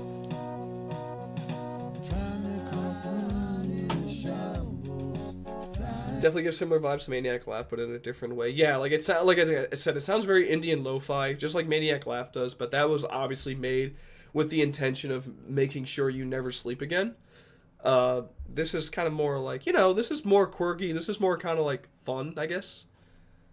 Like, I feel like this person, you know, he probably just had like these songs, just ideas in his head. It was like, yo, I really got to get these out there. And he just made this demo, and unfortunately they ended up in like a bin somewhere. That's how I picture this going on. But anyone else getting Gorillaz vibes from this? Kind of, I guess, yeah. Maybe not as sophisticated, but I guess the vocal style kind of reminds me of Damon Albarn a little. Damon Albarn. British person.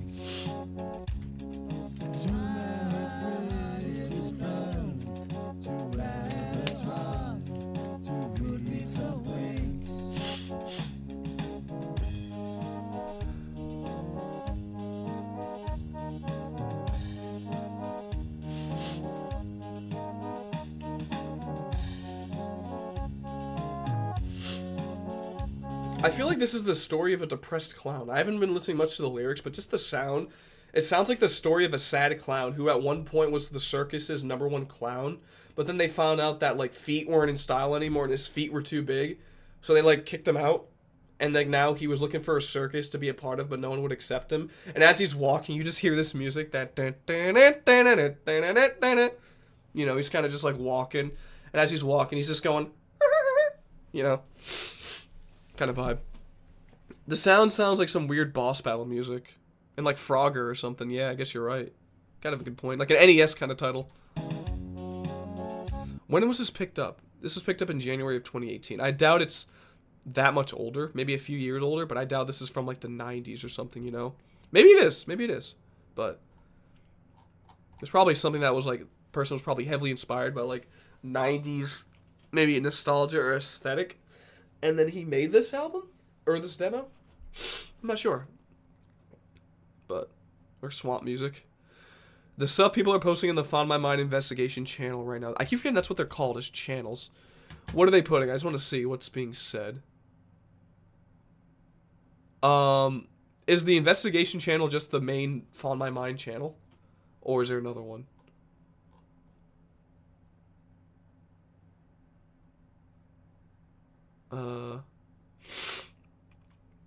Let me click on here. Oh god, that's right, I scrolled up a lot.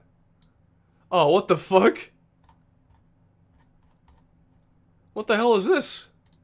Wait, Eddie Edmond became an emoji and a sticker on the server? What the fuck? What is this? Hold on. Who the hell made this? Who is this person? This isn't Eddie Edmond, this is fucking, like... Adam Troyman now. This guy looks Scandinavian as fuck. He's got some snow on his beard as well. He's a Viking. He just came out of the mountains. Fascinating. Fascinating. What else we got here? Oh, I think I can show my... Yeah, I can show this. Yeah. 3. What else is being said? I'm not reading that. That's in another language. What the fuck did I just read? What did he just read? I don't know. Found clip, I've already seen that. Idiot in Cars, okay. What if he knows the song and artist but is taking credit for it? Can anyone else agree that's a possibility? Maybe. Yeah, this guy better hurry up and post because people are talking mad schwick about him, it seems like. Eddie Edmond fan art. I mean, listen, I have nothing against the guy. I know, like, I kind of roasted him here and there. I have nothing against the guy, but come on. How is this not a memeable image? The face, he said... Like, how do you not meme that face? Come on now. Come on. He said. Oh, this is beautiful, though. How do I add a reaction? How do I add a... Where is he? Eddie... Where's Eddie Edmond? Hello? Don't tell me I have to pay for it. I'm not paying for shit. Yeah, I'm not paying for that. I guess I'll just, French. Very, very good. Okay. I don't know what to say. I'm just in some sort of feeling. It is. Yes.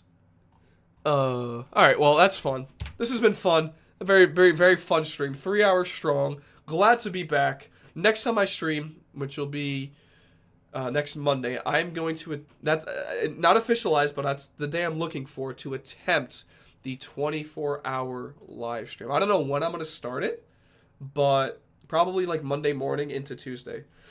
I'll probably do that. So stay informed. I'll keep that updated. Also, look forward for in the next couple of days for my next interview to be up, because I'm gonna, as soon as I get off stream here, I'm gonna continue working on that. I'm more than halfway done. I gotta just work on finishing up some parts, adding the different not camera angles, the different zoom ins and stuff, and post editing crap also. So, yeah. So be on the lookout for that in the next couple days. And yeah, that's basically all I wrote. Hope you guys had a great night. It was great seeing y'all again. It's good to be back. I'm going to bounce out of here. Like I always say, remember to stay safe, stay happy, and stay healthy. Love you guys. See you around.